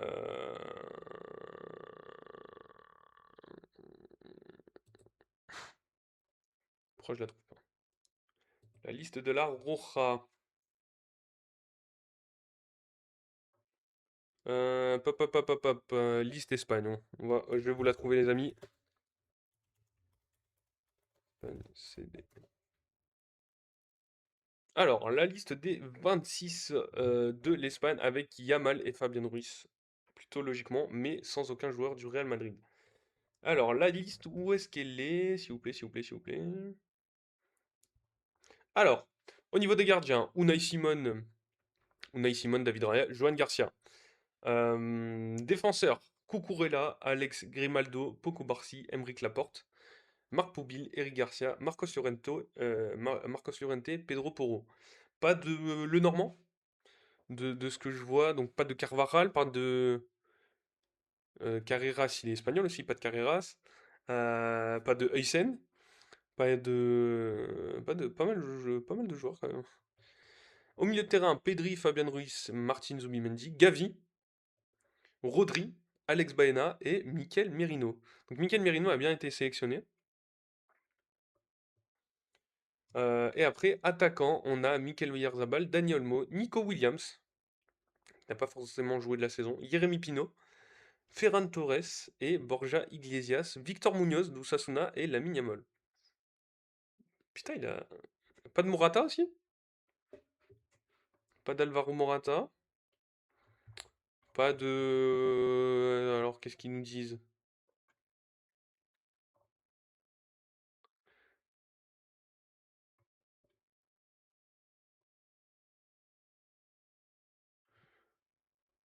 Fermin Lopez aussi qui sera absent. Il y a 7 Barcelonais quand même, hein. Donc voilà, c'est plutôt notable quand même, l'absence des Merengues. Plutôt une belle sélection quand même, hein. Ils ont quand même quelques cracks, hein. Je pense que le 11 de la sélection espagnole, c'est plutôt pas mal, hein. À mon avis, bon, c'est toujours Unai Simons, Unai Simon, le gardien titulaire là récemment. Donc à voir. Oh pardon, je suis en train de m'affaler sur ma chaise moi. Au niveau de la défense, à mon avis, ça sera Cucurella à gauche. Koubarsi, Emeric Laporte, je pense, en défense centrale, ou Eric Garcia plutôt. Emeric Laporte, Eric Garcia. Et à droite, Marcos Llorente. Au milieu de terrain, Pedri, Fabian Ruiz, Rodri. Ou Pedri, Zubimendi, Rodri. Ou Pedri, Fabian Ruiz, Zubimendi. Et en attaque, Oyarzabal. Oyarzabal, Yamal, Nico Williams ou Dani Olmo, c'est plutôt pas mal quand même. En tant que titulaire, je pense que ça a de la gueule quand même, je trouve. Qu'est-ce qu'on nous disait? Pareil, en toute honnêteté, un futur Nice-Nantes est en vue. Ah, une bonne petite équipe quand même. Perso, la nation qui me fait peur, c'est plutôt le Portugal. Ouais, mais le Portugal, c'est des floppers hein, en général, hein. Après, à voir. On a aussi la liste du Maroc qui est sortie. La liste du Maroc avec Yassine Bounou dans les cages, Mounir Al-Kajaoui, Ahmed Reda, Tania Outi. En défense, Naïef Aguerd, Youssef Bellamari, pardon, Issa Diop, Zakaria El Wadi, pardon, Ashraf Hakimi, Redouane Halal, euh, ah, ouais, je sais pas, désolé si je prononce mal, hein, j'ai pas forcément, je maîtrise pas forcément. Noussaïr Mazraoui, Shadi Riyad, Anna Salahdine, Sofiane Amrabat, Ayoub Boadi, du coup, qui est bien sélectionné avec le Maroc, Nilay Ainaoui, Bilal El Khanous, Samir El Mourabé, Azedine Ounahi, Ismaël Saïbari, le voleur de serviettes. En attaque, on a Ayoub Amaïmouni, Brahim Diaz, Ayoub El Kaabi, Abdé Zalzouli, Soufiane Raimi, Shemseddine Talbi, Jessim Yassine.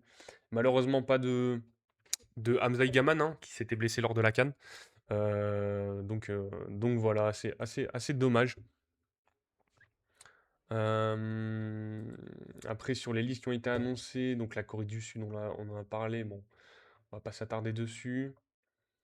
Le Brésil, on a dit, le retour de Neymar, donc le Maroc, on l'a. Haïti, bon, je connais pas forcément les joueurs, il y a un ou deux joueurs qu'on connaît, mais pas plus que ça.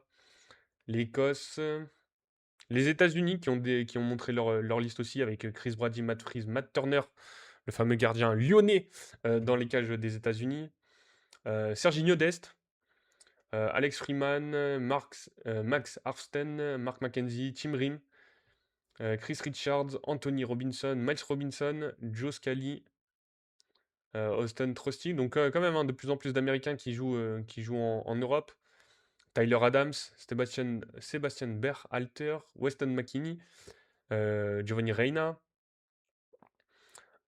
Christian Roldan, Malik Tillman, Brendan Aronson, Folarin Balogun, le Monégasque, Ricardo Pepi, Christian Pulisic, Timothy Weah, Haji Wright et Alexandro Zendellas. Bonjour, PSG contre Arsenal, voit Mathieu. Voit Mathieu ce soir, qu'est-ce que tu en penses? C'est qui Mathieu?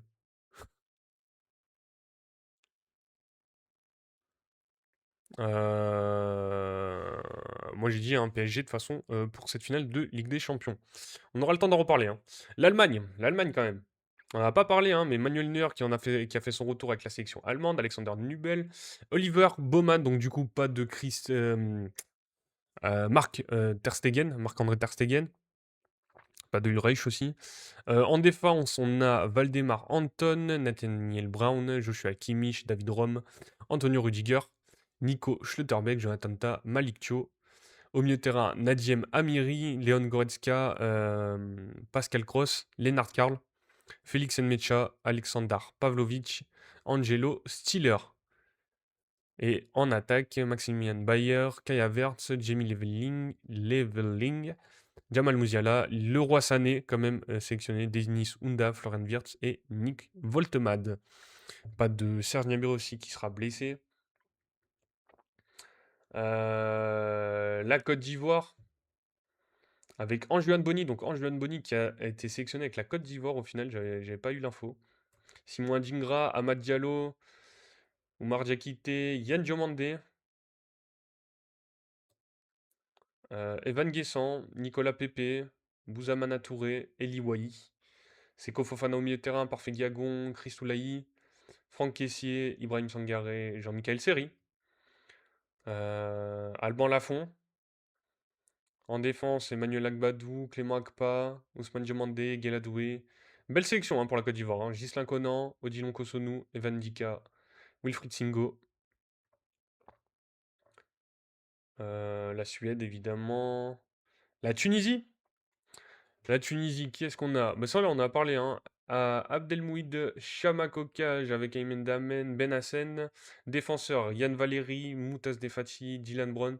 Alors, pour le coup, la Tunisie, c'est une équipe que je connais pas beaucoup. Il y a certains joueurs hein, dont je connais les noms. Par exemple, Montassar Talbi. Mais après, sur le reste de la sélection, voilà. Adem Arous, Omar Rekik, Raed Chihawi.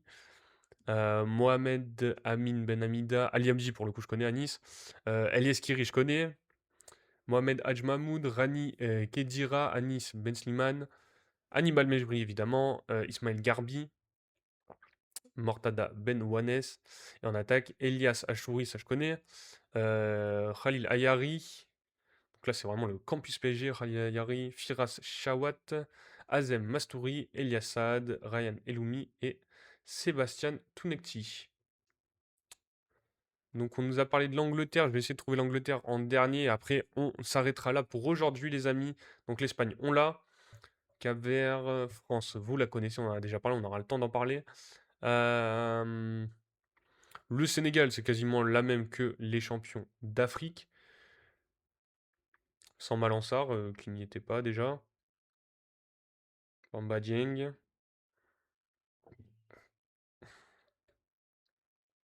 J'essaie de voir s'il y a des nouveaux, mais j'ai pas l'impression. Bahreïn, Jai.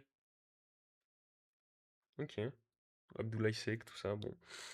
On connaît. Norvège, on connaît. Autriche. Portugal. Ah, c'est vrai que le Portugal, ils ont une belle sélection aussi. On aura le temps d'en reparler. L'Angleterre, voilà, l'Angleterre. Il y a quand même les absences de Foden, Palmer et Alexander Arnold, mais ça, on en avait parlé déjà, je crois. Jordan Pickford, Gene Anderson, James Trafford. En défense, Mark Guehi, Ezri Konsa, Rhys James, Nico O'Reilly, Chino Livramento, John Stones, Dan Burn, Jet Spence, Jarel Kansa, Declan Rice, Elliot Anderson, Jude Bellingham, Morgan Rogers, Kobe Mainu, Jordan Anderson et Berichi SD. Et l'attaque, Harry Kane, Bukayo Saka, Noni Madueke, Anthony Gordon, Oli Watkins, Ivan Toney et Marcus Rashford. Voilà. Après, on aura le temps encore de parler des sélections avant la Coupe du Monde. Hein. C'est dans, un peu plus de 2 semaines du coup maintenant, donc ça va être plutôt cool, ça va être bien fun. En tout cas, nous on se retrouve, j'espère demain les amis, hein. J'envoie plus de story du coup, c'est fini, hein, j'envoie plus de story pour l'annonce des lives parce que je sais pas quand je l'ai fait, je sais pas à quelle heure je l'ai fait. En général c'est 10h midi tous les matins, donc restez branchés, n'hésitez pas à checker TikTok ou Twitch si je suis là ou non. Mais en tout cas, n'hésitez pas à vous abonner à la chaîne Twitch, à la chaîne TikTok, à la chaîne YouTube, évidemment, les plateformes de podcast si vous voulez écouter la rediffusion. Et on essaiera de récupérer un rythme. Hein. On est encore sur une phase de déménagement, donc c'est un peu difficile de se caler. Mais voilà, on essaie de faire des lives quand même assez régulièrement. On reviendra bientôt pour mettre le paquet. En tout cas, passez une bonne journée en espérant se retrouver demain, les amis. Passez une bonne fin de journée, un bon appétit. Et prenez soin de vous. Ciao, ciao, les amis. Ciao, ciao.